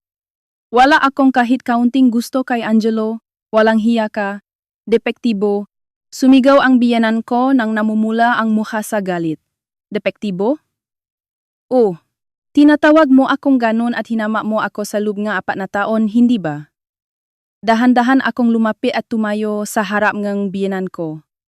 Ngunit, ang tunay na depektibo ay hindi ako, kundi ang iyong minamahal na anak. Ha? Sa isang iglap, napanganga ang biyenan ko na parang hindi niya naintindihan ang sinasabi ko. Tiningnan ko si Angelo at malamig na sinabi, Angelo, ipaliwanag mo sa mama mo, ano ang sinabi ng doktor sa iyo 4 na taon na ang nakalipas? Namutla ang mukha ni Angelo at umiling-iling. Huwag. Huwag. Ngunit, walang awa kong ibinunyag ang katotohanan. Ang dahilan ay ang kawalan ng sperm ni Angelo. Hindi siya makapagkaroon ng natural na pagbubuntis. Itinago niya iyon at isinisi ang lahat sa akin at tumakas. Hindi mo ba naramdaman nun? Ang mga salita ko ay matulis, na tumusok sa pusong biyenan ko. Lumaki ang kaniyang mamata. At hindi makapaniwalang tiningnan ako. At dahan-dahan siyang tumingin kay Angelo. Angelo, totoo ba yan? Angelo, totoo ba yan? Ang nanginginig na boses ng biyenan ko ay umalingaw-ngaw sa tensyonadong pasilyo sa hapon. Nakatingin siya sa mukha ng kaniyang ipinagmamalaking anak na si Angelo na parang nakmamakaawa. Ang kaniyang ekspresyon ay puno ng desperasyon na nagsasabing sabihin mong kasinungalingan yan. Noon pa man, naniwala siyang ang kaniyang anak ay perpekto at mahusay na tagapagmana at pinahirapan niya ako sa loob ng maraming taon dahil hindi ako makagawa ng pamilya na karapat-dapat sa kaniyang anak, kaya gusto niyang marinig ang malinaw na pagtanggi mula kay Angelo. Ngunit, hindi makatingin si Angelo sa biyenan niya at nakayuko lang na namumutla. Mama, ang pagkaantala ni Angelo, ang kaniyang kilos ay higit pa sa salita na nagpapatunay ng katotohanan. Angelo, sabihin mo, sinasabi mo na malusok ka, noon pa man. Nagpapanik ang biyenan ko at hinawakan ang kwelyong rendet na jacket ni Angelo at inuga-uga. Nabaw ka? Impossible yan. Hindi yan mangyayari. Ikaw ang panganay ko na may mahusay na genes. Nagsisinungaling lang ang babaeng ito para sirain ang pamilya namin. Pilit na sinigaw ang biyenan ko. At muling tiningnan ako ng may galit. Maya, tama na ang pag-insulto mo sa anak ko. Wala kang ebidensya. May ebidensya ako. Pinakinggan niya mismo kanina. Napatawa ako at walang pag-alinlangang sumagot.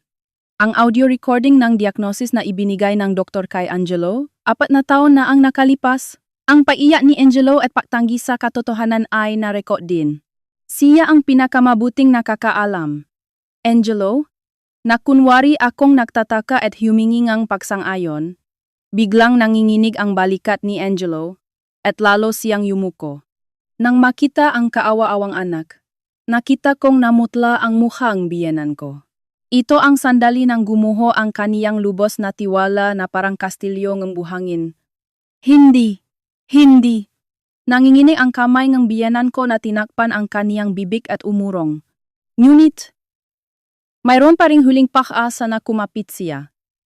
Tama. Si Bianca. Mayroon si Bianca. Balih na lumingon ang biyenan ko kay Bianca at itinuro ang kaniyang lumaking tiyan. Tingnan niyo. Buntis si Bianca ang 6 na buwan. Anak ni Angelo ang isang marangal na tagapagmana ang nasa tiyan niya. Imposible na ba si Angelo? Malinaw na ito ang ebidensya.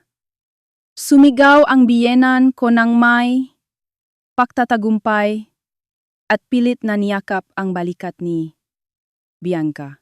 Ngunit, itinaboy ni Bianca ang kaniyang kamay at sumigaw ngang maikli, at nanginginig ang buong katawan habang nakaupo sa sahig. Bianca, ano ang nangyari? Naguguluhan ang biyenan ko habang tinitingnan ang kaniyang walang saysay na kamay at ang umiyak na si Bianca.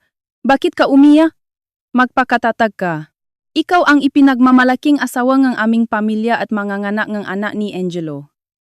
Tia Santos, hindi po ganun. Humikbi si Bianca habang nakayuko sa sahig. Hindi po. Ano ang hindi ganun? Kumunot ang nungang biyenan ko. Dun, si Angelo, na kanina ay tahimik, ay hindi na makatiis at sumigaw ng matindi. Hindi mama. Ang nasa tiyan niya ay hindi anak ko. Ang nga salitang iyon ay literal na binomba sa pasilyong daycare. Ha? Nanganga ang biyenan ko at tiningnan ang mukha ngang anak niya at ang umiyak na si Bianca. Angelo, ano ang sinabi mo? Hindi anak mo? Ang babaeng traidor na iyan ay nakipag-ugnayan sa ibang lalaki at nabuntis? Nagalita si Angelo at itinuro si Bianca. Naniwala ako sa kanya. Akala ko ay may tatago niya ang aking nakaraang pagkakamali at gagawa siya ang perpektong pamilya. Ang babaeng ito? Niloko ako habang wala ako sa trabaho kasama ang ex niya at pinaksinungalingan ako na anak ko ang anak ng kung sinong lalaki. Sumigaw si Angelo ng matindi. Ngunit makasarili. Nawala na ang kaniyang guilty conscience dahil sa pagtatago ng kaniyang infertility. Siya ay kumilos na parang isang kaawa-awang, biktima na niloko ng kaniyang asawa, at sinisisi ang lahat kay Bianca. Nanigas ang biyenan ko na parang tinamaan ng kidlat, at lumaki ang kaniyang mamata. Impossible. Panloloko? Anak ng ibang lalaki? Dahan-dahang tumuto ang tingin ng biyenan ko sa lumaking tiyan ni Bianca. Ang tiyan na kanina ay tinatawa niyang marangal na tagapagmananang. Aming pamilya ay ngayon ay naging isang kahina-hinalang anak ng ibang tao. Sumigaw ang biyenan ko nang parang hinugot mula sa lalamunan. At niyakap ang kaniyang ulo habang nakaupo. Anong nangyari? Ang una kong apo, ang marangal na tagapagmanang aming pamilya, lahat ay kasinungalingan, ang gulo-gulo. Umalingaw-ngaw ang baliw na sigaw ng biyenan ko sa pasilyo. Ang mamagulang sa paligid ay nawalan ng salita sa hindi kapani-paniwalang kaguluhan na ito. At nakatayo lang ng tulala. Walang ni isa ang nakikiramay sa kanila. Tanging malamig na tingin ng paghamak sa pamilya na punong kasinungalingan at pagpapanggap. Tia Santos, patawarin niyo ako. Patawarin niyo ako. Kumapit si Bianca sa paang biyenan ko at umiyak habang humihingi ng tawad. Pero biktima rin ako. Hindi ko alam na bawog si Angelo. At sinabi rin ni Tia Santos na malusok si Angelo, kaya huwag akong mag-alala, hindi ba? Kung alam ko lang ang katotohanan, hindi sana ako nakaganon. Tumahimik ka. Magnanakaw. Tumayo ang biyenan ko na parang demonyo at malakas na sinampal si Bianca. Isang malakas na tuno ang umaling-aunaw. At bumagsak si Bianca sa sahig. Ang lakas mong linlangin kami ni Angelo. Habang dala ang anak ng ibang lalaki, sinubukan mong sakupin ang yaman at pagmamahalan ng aming pamilya. Babaeng bastos, lumayas ka ngayon. Pero Tia Santos, niloko niyo rin ako at pinilit akong pakasalan si Angelo. Hindi ba? Ipinasa niyo sa akin ang inyong depektibong anak. Ano? Sino ang depektibo? Babaeng malandi. Sumigaw si Angelo at siningsulto si Bianca. Ang 3 tao na kanina ay nagyayabang pa ang perpektong pamilya at tunay na kaligayahan sa harap ko ay ngayon ay nag-away na at nakmumurahan, isang impyernong kaguluhan. Sino ang pinakamasama? Sino ang biktima? Hindi na mahalaga iyon. Lahat sila ay namuhay sa isang buhay na puno ng kasinungalingan, pagpapanggap at kayabangan at bilang resulta, sinira nila ang bawat isa. Tiningnan ko lang ang pangit na away na iyon ng tahimik at malamig. Nararamdaman kong nawawala ang galit na nasa puso ko sa loob ng 4 na taon. Nang hindi ko man lang kailangan gumawa ng anuman. Sila ay kusang gumuho dahil sa kanilang sariling kawalang kabuluhan. Hindi ko na kailangang makisalamuha pasam nga kawaawang taong ito. Mayroon akong mainit at minamahal na tunay na pamilya na naghihintay sa akin. Na walang kinalaman sa ganitong kaguluhan.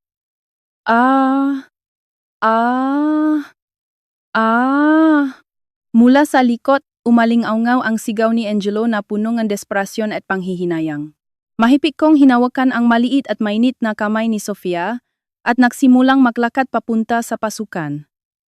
Ang pasilyo na tinagos ng malalim na sikat ng araw sa hapon ay maliwanag na nagliliwanag sa landas namin ni Sofia. Samantala, ang lugar kung saan nakaupo sina Angelo ay madilim at malamig na parang nilamon ng gabi. Angelo, magpakatatak ka. Siguro ay nagkamali lang. Kung susubukan nating magpa-eksamin ulit sa ibang magaling na ospital, huwag mo akong hawakan. pilit na itinula ni Angelo ang biyenan ko na pilit na kumakapit. May mabigat na tuno at bumaksa ang biyenan ko sa sahig. Lahat ito ay kasalanan mo.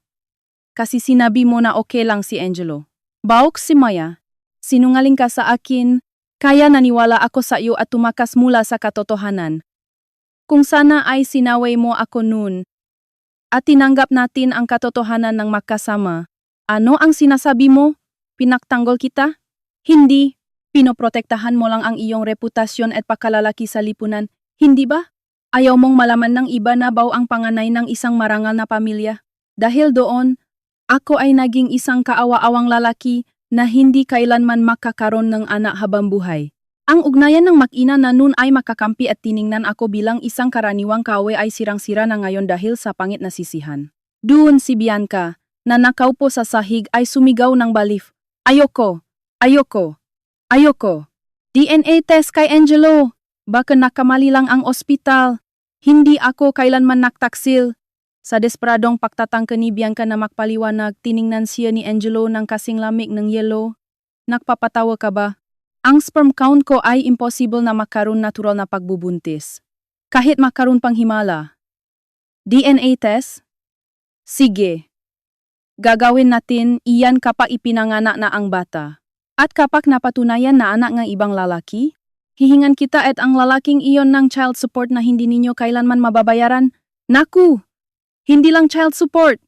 Idemanda ko kayo ng panloloko dahil pumasok kayo sa aming pamilya. Iwanan mo ang lahat ng suot mong damit at singsing at umalis ka ngayon. Sumigaw din ang biyenan ko na parang nabalif at kumapit kay Bianca.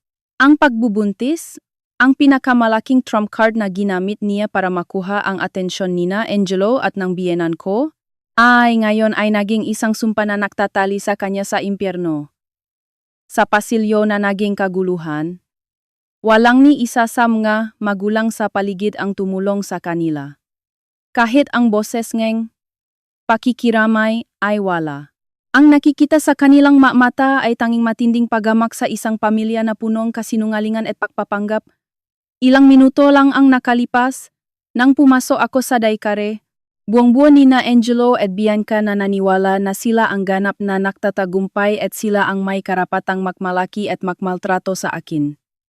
Hindi ko kailanman kikilalanin. Ang babaeng makapal ang mukha ay nakakatakot. Ang depektibo ay dapat na tahimik na lang at mamuhay sa anino. Ang masalitang iyon na binitawan nila ng may pagmamataas at pagtatagumpay.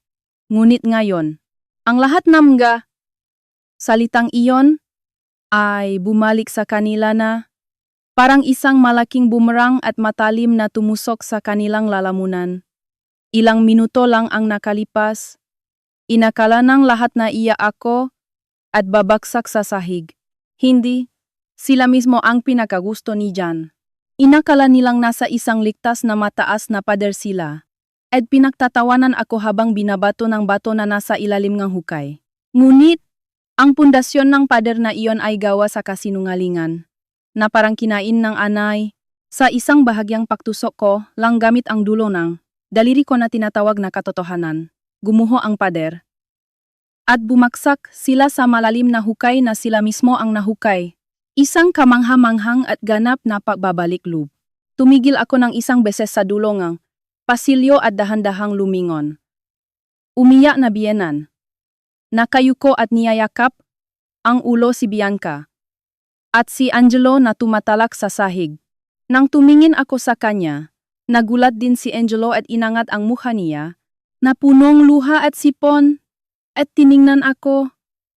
Sa kaniyang maputik na mata, nakikita ang pagsisisi, desperasyon, at isang uring ang takot sa akin. Sa wakas ay naunawaan niya na ang kaawa-awang babae na pinamamaalian niya at niyuyurakan ay may hawa na pinakanakakatakot na katotohanan na kayang sirain ang kanilang buhay na punong kasinungalingan anumang oras. Tahimik akong nagsalita sa kanila na nakaupo sa sahig. Angelo, hindi ko kayo gustong saktan. Ang aking tahimik na boses ay nakakagulat na malinaw, na umalingaw-ngaw sa kanilang imahinasyon, at biglang huminto ang galaw ng tatlo. 4 na taon na ang nakalipas, noong gabing umulan at itinaboy ako sa bahay. umiyak ako at lubos kayong kinamuhian. Pauli-uli kong naisip na sana ay may bunyak ko ang katotohanan ito sa lahat at ibaksak ko kayo sa impyerno. Mahigpit kong hinawakan ang mainit na kamay ni Sofia at dahan-dahang nagsalita. Ngunit, nang ipinanganak si Sofia at nakita ko ang kaniyang ngiti, wala na akong pakialam sa galit ko sa inyo. Ang inyong buhay na punong kasinungalingan at pagpapanggap at ang aking masayang pang-araw-araw na buhay ay ngayon ay lubusang makaibang mundo na hindi kailanman magtatakpo. Huminga ng bahagya si Angelo at nakatulala lang sa aking mga salita. Kung nakataon na nagkita tayo rito ngayon at hindi kayo nagsalita, dadaan lang sana ako ng tahimik. Dahil kahit magsinungaling kayo at magpakasal ulit, kahit kaninong anak ang dalhin ninyo, wala na akong kahit kaunting pakialam sa buhay ko. Huminto ako ng isang saglit. At diretsong tiningnan ang mata ni Angelo at sinabi ang pinakamalupit na katotohanan. Ngunit, sa sandaling pinagtawanan ninyo ang iba, ang katotohanan ay nagiging pinakamalupit. Sa sandaling bumaksak ang mga salitang iyon sa pasilyo sa hapon, si Bianca ay tuluyang gumuho na parang papet na naputulan ng tali. At ang biyenan ko ay tinakpan ang kaniyang mukha gamit ang dalawang kamay at humiyaw ng bahagya. Dahil kayo mismo ang lumapit sa akin at pinagtawanan ninyo ako at ang anak ko ng may walang ingat na pagmamataas. Kayo mismo ang umapa sa lanmine sa ilalim ng inyong mapa. Bahagya. Akong ngumiti. Iyon ay isang ngiti mula sa puso, isang ngiti ng ganap na nanalo, na lubusang nakalaya na mula sa 4 na taon ng pagkakabihag. Paalam, Angelo. Sana ay maging masaya kayo sa impyerno na ginawa ninyo. Wala nang nasabi si Angelo. Wala na siyang masabi.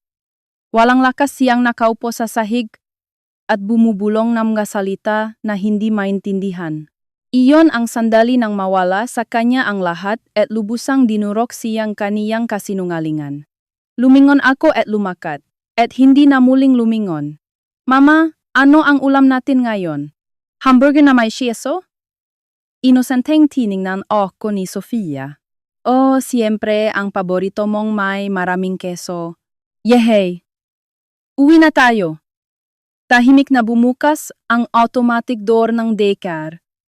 At isang malamig ngunit komportableng hangin sa hapon ang marahang humaplos sa aking pisngi. Ang desperadong sigaw na naririnig sa likod ay lubusang naharangan sa pagsarang pinto at tuluyan nang nawala sa aking mundo. Nagulat ako nang tumingin ako sa itaas at nakita ang napakagandang pulang-pula na sikat ng araw sa hapon na kumalat sa kalawakan. Pakalipas ng 6 na buwan mula sa nakakapanindig balahibong kaguluhan sa daycare noong gabing iyon, nagbago ang panahon at ang dating malamig na hangin ay naging payapang init ng tagsibol. Ang buhay namin ni Sofia ay hindi nagbago ng husto simula noong araw na iyon. Abay pa rin ako mula umaga hanggang gabi, at ang buhay namin ay abala at hindi masasabing mayaman. Ngunit, wala na sa puso ko ang dating hindi maintindihang kaba o ang mabigat na aninong nakaraan. Kasamangang sikat ng araw sa hapon noong araw na iyon, ang sumpangang 4 na taon na nakbikis sa akin ay lubusang nalinis. Isang gabing weekend. Pagkatapos kong basahan ng kuwento si Sofia at makita siyang mahimbing na natutulog, nagpahinga ako sa sala. Nanginginig ang smartphone sa mesa. Lumabas sa screen ang tawag mula kay Charla, isang kaibigan namin ni Angelo noon. Hello? Maya? Pasensya na sa late. Natawag. Tulog na ba si Sofia? O mahimbing na siyang natutulog. Bakit ka tumawa ng ganito? Nang sagutin ko habang umiinom ng mainit na herbal tea, ang boses ni Carla ay medyo excited ngunit parang nagulat. Tungkol kina Angelo? Alam mo ba? Grabe ang nangyari. Ang ulat mula kay Carla ay parang isang larawan ng karma. Isang malupit at walang saysay na pagtatapos. Noong araw na iyon, pagkatapos ng gulo sa daycare, pilit na isinakay ni Angelo si Bianca sa kotse at agad silang napunta sa ospital para ipa-DNA test ang sanggol. Pagkalipas ng ilang linggo, lumabas ang resulta na negative. 0% possibility. Ibig sabihin, siyentipikong napatunayan na walang koneksyon ng dugo sina Angelo, at ang sanggol sa tiyan ni Bianca. Umiyak si Bianca at lumuhod, sinabing nakipagiwalay, na siya sa lalaki at gustong palakihin ang anak na ito bilang anak ni Angelo. Pero siyempre, hindi pumayag si Angelo. Agad siyang kumuha ng abogado at humingi ng diborsyo at malaking halaga ng child support. Ang pinakamasama para kay Bianca ay ang tunay na amang sanggol. Ang kaniyang ex-boyfriend ay nawala at tumakas nang marinig ang tungkol sa pagbubuntis at sa demand ng child support. Nawalan ng taong malalapitan. Itinaboy si Bianca mula sa bahay ni Angelo at ngayon ay nakatira sa isang sirang apartment at nagtatrabaho ng walang tigil araw at gabi para mabayaran ang malaking child support kay Angelo. Ang babae na noon ay tinawa akong hirap sa buhay, kaawa-awang single mother ay ngayon ay bumagsak sa isang mas malalim na impyerno kaysa sa naranasan ko dahil sa kaniyang sariling panloloko at kasinungalingan.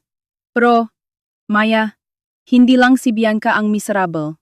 Sina Angelo at Tia Santos, ang mag-ina na iyon, ay ngayon ay nasa impyerno. Bahagyang bumaba ang tono ng boses ni Carla. Sina Angelo at ang biyenan ko, na naktaboy kay Bianca at kumuha ng child support, at gustong magpakabiktima para makuha ang simpatiya, ay hindi natuloy ang plano nila. Dahil, noong araw na iyon, sa Daikare, isang lugar na maraming tao, si Angelo mismo ang malakas na nagbunyak ng katotohanan ng kaniyang kawalan ng sperm, at kumalat iyon sa paligid. Nakakatakot talaga ang sismis, hindi ba? Mula sa mga magulang sa daycare. Mabilis na kumalat ang balita sa buong kapitbahayan. Ang ipinagmamalaking anak nila, may problema pala sa kanya, at isinisi ang lahat sa dating asawa niya at itinaboy. Dahil sa karma, niloko siyang kaniyang batang asawa at nabuntis siyang anak ng ibang lalaki. Ang biyenan ko ay noon pa man ay kilala sa kapitbahayan bilang isang mayabang. Pinagyayabang niya na ang kaniyang anak ay nagtatrabaho sa isang kilalang kumpanya at siya ay isang marangal na tagapagmana at may mahusay na genes. Ang epekto nito ay matindi. Ngayon, sa tuwing pupunta siya sa supermarket, pinupuri siya ng may bahay at iniwasan. Para sa biyenan ko na may mataas na pagkalalaki at nag-aalala lang sa reputasyon sa lipunan, iyon ay literal na mas masakit kaysa sa kamatayan. Si Tia Santos ay tuluyan nang nanlumo at hindi na makalabas ng bahay. Ang lahat ng stress na iyon ay ibinubunton niya kay Angelo. Dahil bao ka, depektibo, kaya ako napapahiya ng ganito. At ang malupit na salitang depektibo na itinutok niya sa akin noon ay ngayon ay araw-araw na ibinabato sa kanya mula sa bibig ng kaniyang sariling ina na pinakaminamahal niya. Si Angelo naman ay tuluyan ng nawalan ng pag-asa. Tuwing gabi, sumisigaw siya sa bahay at laging nakakamali sa trabaho. Sa huli, napilitan siyang mag-resign. Ngayon, wala siyang trabaho at umiinom ng alak mula umaga at laging nag-away sila ng biyenan niya. Kahit self-inflicted, kawawa talaga, hindi ba? Nang matapos akong makinig sa ulat ni Charla, tahimik kong tiningnan ang aking mukhang herbal tea. Ganun. Ayon lang ang maikling salitang lumabas sa bibig ko. Maya, baka naman naawa ka ng bahagya. Nag-aalala si Charla na nagtanong, ngunit dahan-dahan akong umiling. Hindi. Hindi talaga. Naisip ko lang kung gaano ito kakaiba. Ang kayabangan at pagkalalaki na pilit nilang nakuha sa pamamagitan ng pananakit sa iba at pagsisinungaling ay naging tali lang na pumipilipit sa kanilang sariling lig, hindi ba? Sina Angelo, Bianca, at ang biyenan ko silang lahat ay mataong mahirap sa puso na nakikita lang ang halaga ng kanilang sarili sa pamamagitan ng pag-isip na sila ay mas mahusay kaysa sa iba. Kaya, ginawa nila akong isang mas mababang nilalang at sinubukang makakuha ng kapayapaan sa pamamagitan ng pagmamaliit sa akin. Ngunit ang kayabangan na binuo sa kasinungalingan ay simulat sa pool ay isang kastilyo ng buhangin. Sila ay tumalon sa malaking hukay na kanilang hinukay para lang sirain ako. Nang hindi ko man lang kailangan gumawang anuman, sila ay lubusang nagpakamatay dahil sa kanilang sariling kasinungalingan at pagmamataas.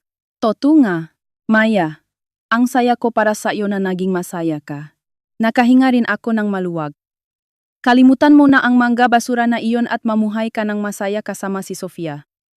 Oh, salamat Carla. Mag-lunch tayo minsan ulit ha? Ibinaba ko ang telepono at huminga ng malalim. Napakatahimik sa silid, at naririnig ko ang regular na pahinga ni Sofia mula sa katabing silid. Tumayo ako at dahan-dahang pumasok sa silid kung saan natutulog si Sofia. Ang mukha ni Sofia na nililiwanagan ng malabong orange na ilaw ng lampara ay parang isang anghel, payapa at malambot. Sinipan niya ang kumot, kaya dahan-dahan ko itong ibinalik at hinaplos ang kaniyang maliit na ulo. Mama? Tinawag ako ni Sofia sa panaginip. Nandito lang ako. Sofia, nandito lang si Mama para sa iyo. Nang tahimik kong ibulong, ngumiti si Sofia ng mahina at muling nahimbing. Sila ay malamang na nagmamay-ari sa kanilang mga sarili sa madilim at malamig na bahay. Nakmumurahan at nagpapahirap sa impyerno. Ngunit dito, walang pangit na away. Walang pera, ngunit walang kasinungalingan. Hindi kailangang magpanggap. Tanging isang minamahal at nagmamahal na nilalang ang nasa tabi ko. Ang simple ngunit napakainit na espasyong ito ang tunay na kaligayahan na sa wakas ay nakamit ko pagkatapos ng 4 na taon. Tinitigan ko ang mukha ni Sofia at lubos na napuno ng tahimik na kagalakan. Ang sumpa na nagbikis sa akin noon na ako ay depektibo ay wala na. Ako ngayon ay isang ina at isang babay. Nalubos na kontento. Salamat Angelo. Tahimik kong ibinulong sa dating asawa ko na hindi ko na muling makikita. Dahil iniwan mo ako, dahil itinaboy mo ako sa pamamagitan ng iyong walang saysay na kasinungalingan, nakilala ko ang isang napakamamahal na anak at nagsimula ako sa tunay kong buhay. Sa labas ng bintana, ang hangin ng taksibol ay marahang humihihip at inuga ang masanga ng mga namumulala na cherry blossoms.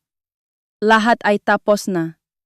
At ang bagong kwento namin ni Sofia ay nagsisimula na. Isang hapon ng weekend. Pagkatapos naming maglaro ni Sofia sa malaking parke hanggang sa marumihan kami, umuwi kami sa aming maliit na apartment sa hapon. Ah, ang saya. Mama, bukas sa swing ulit ha? Habang tinitingnan ko ang likod ni Sofia na nakmamadaling pumasok sa sala pagkatapos magtanggal ng sapatos sa pasukan, natural akong napangiti. Bukas ay daycare, hindi ba? Ang swing ay sa susunod na weekend. Sige, magugas ka ng kamay. Okay. Naririnig ko ang masayang tunog ng tubig at ang kanta ni Sofia mula sa lababo. Kahit isang lumang apartment, maraming makukulay na guhit ni Sofia ang nakasabit sa pader. At ang buong silid ay puno ng aming mainit na alaala. Inilagay ko ang mag-grocery sa kusina at napatingin sa bintana ng sala. Sa labas ng bintana, isang napakagandang at payapang sikat ng araw sa hapon ang kumalat, katulad ng araw na muli naming nagkita. Nina Angelo sa daycare 6 na buwan na ang nakalipas at tinapos ang lahat ng karma. Ang naniningas na pulang kulay ay marahang bumalot sa buong bayan. Ang mainit na liwanag na iyon ay sumisikat sa bawat sulok ng eming simpleng silid at ginintuan ang lahat. Lumapit ako sa bintana at tinitigan ang sikat ng araw sa hapon. 4 na taon na ang nakalipas, nang itaboy ako sa bahay sa isang malamig na gabi na umuulan, na tinawag akong depektibo, walang silbi, at sinaktan. Nawalan akong pag-asa na hindi na muling sisikat ang mainit na liwanag na tulad nito sa buhay ko. Noon, lubusan ng wasak ang puso ko. Naniwala ako na wala akong halaga bilang babae at bilang tao dahil hindi ako makapanganak. Ang masalitangang sumpa na itinanim ni na Angelo at ang biyenan ko ay malalim, na nakbikis sa aking puso at lubos kong kinamuhian ang sarili ko. Araw-araw, umiyak ako ng tahimik sa madilim na sulok ng silid. Ngunit, iba ang katotohanan. Wala akong depekto. Ako ay ginamit lang bilang makasariling takip na isang pamilya na nagmamahal lang sa kanilang pagkalalaki at reputasyon. Sa pagtakas mula sa sumpa na iyon, at sa pilit na pagharap sa kinabukasan kahit wasak na wasak, nakatanggap ako ng bagong buhay. Ang nanginginih na kaba at higit pa sa kagalakan ng magpasya akong manganak at palakihin ang anak na ito mag-isa. Ang nga araw na nagtatrabaho ako ng labis, na halos wala akong para bumili ng sariling damit at nagsuswat ng sweater na puno ngang himulmol. Sa mga mata nina Angelo at Bianca, iyon ay maaring mukhang kaawa-awa at mahirap na buhay. Noong araw na iyon, itinuro nila ang aking sirang damit at nagyabang na tumawa. Ngunit, ang kanilang mamahaling damit at branded items at ang kanilang pagpapanggap na perpektong pamilya ay sa huli ay manipis na platino lang na nagtatagong kasinungalingan. At kawalan sa kanilang mapuso, nawala ang platino, nabunyag ang kasinungalingan. Nagpakamatay sila, ang natira ay isang impyernong buhay na punong galit, child support, at malamig na tingin ng lipunan. Samantala sa aking mga kamay, mayroon akong tunay na kaligayahan na mas nagniningning kaysa sa anumang mamahaling alahas na hindi kailanman matatanggal. Isang matatag na koneksyon namin ni Sofia na nabuo lang sa walang pasubaling pagmamahalan. Bigla, tinawag ako mula sa ibabang ng isang maliit na boses. Nagulat ako nang makita ko si Sofia, natapos na mahugas ng kamay, na nakatayo sa aking paanan at nagtataka ang mukha. Hawak niya ang dulo ng tuwalya habang nakatungo. Sa kaniyang inosente at diretsong mata, nakikita ang mukha ko. Mukhang umiyak ako nang hindi ko namamalayan. Habang tinititigan ang sikat ng araw sa hapon, ang maluha na bumaba sa aking pisngi ay hindi luha ng lungkutan. Ito ay luhang lubos na ginhawa at matinding pasasalamat, na nakalaya na mula sa lahat ng paghihirap sa nakaraan. Nag-alala si Sofia at Yumuko, at mahigpit na hinawakan ang laylayan ng aking damit. Pagkatapos ay umakyat siya at marahang pinunasan ang maluha sa aking pisngi gamit ang kaniyang maliit at malambot na daliri. Mama, okay ka lang? Sa mga mabait at minamahal na salita ng aking anak, napuno ang puso ko ngang init. Kahit ganun pa siya kaliit, agad niyang naramdaman na umiyak ako at nag-alala siya ng lubos. Ang batang ito ang aking kopya, ang aking pag-asa, na pinrotektahan ko ng buong buhay ko. Dahan-dahan akong yumuko at niyakap ng mahigpit ang maliit na katawan ni Sofia. Oh, pinunasan ko ang mga luha ko, at ngumiti ng pinakamaganda, at niyakap ng mahigpit si Sofia. Mula sa malambot na buhok ni Sofia, bumango ang amoy ng araw at sabon. Habang niyakap ko ang kaniyang maliit na likod, at naramdaman ang mabilis na tibok ng kaniyang maliit na puso sa aking dibdib, malinaw kong sinagot. Okay lang ako. Kasi nandiyan ka, Mama. Wala na akong masakit. Wala na. Kasi niyakap mo ako, Mama. Kaya ako ang pinakamasaya sa mundo. Hehe, ang saya. Niyakap din ako ni Mama. Kaya masaya ako. Niyakap ako ni Sofia Salik. At ngumiti ng husto habang idinidikit ang kaniyang pisngi sa akin. Habang nararamdaman ko ang init na iyon sa buong katawan ko, tahimik akong pumikit. Wala nang tatawa sa akin na depektibo. Wala nang kailangang matakot o mag-alala sa kung ano ang sasabihin ng iba.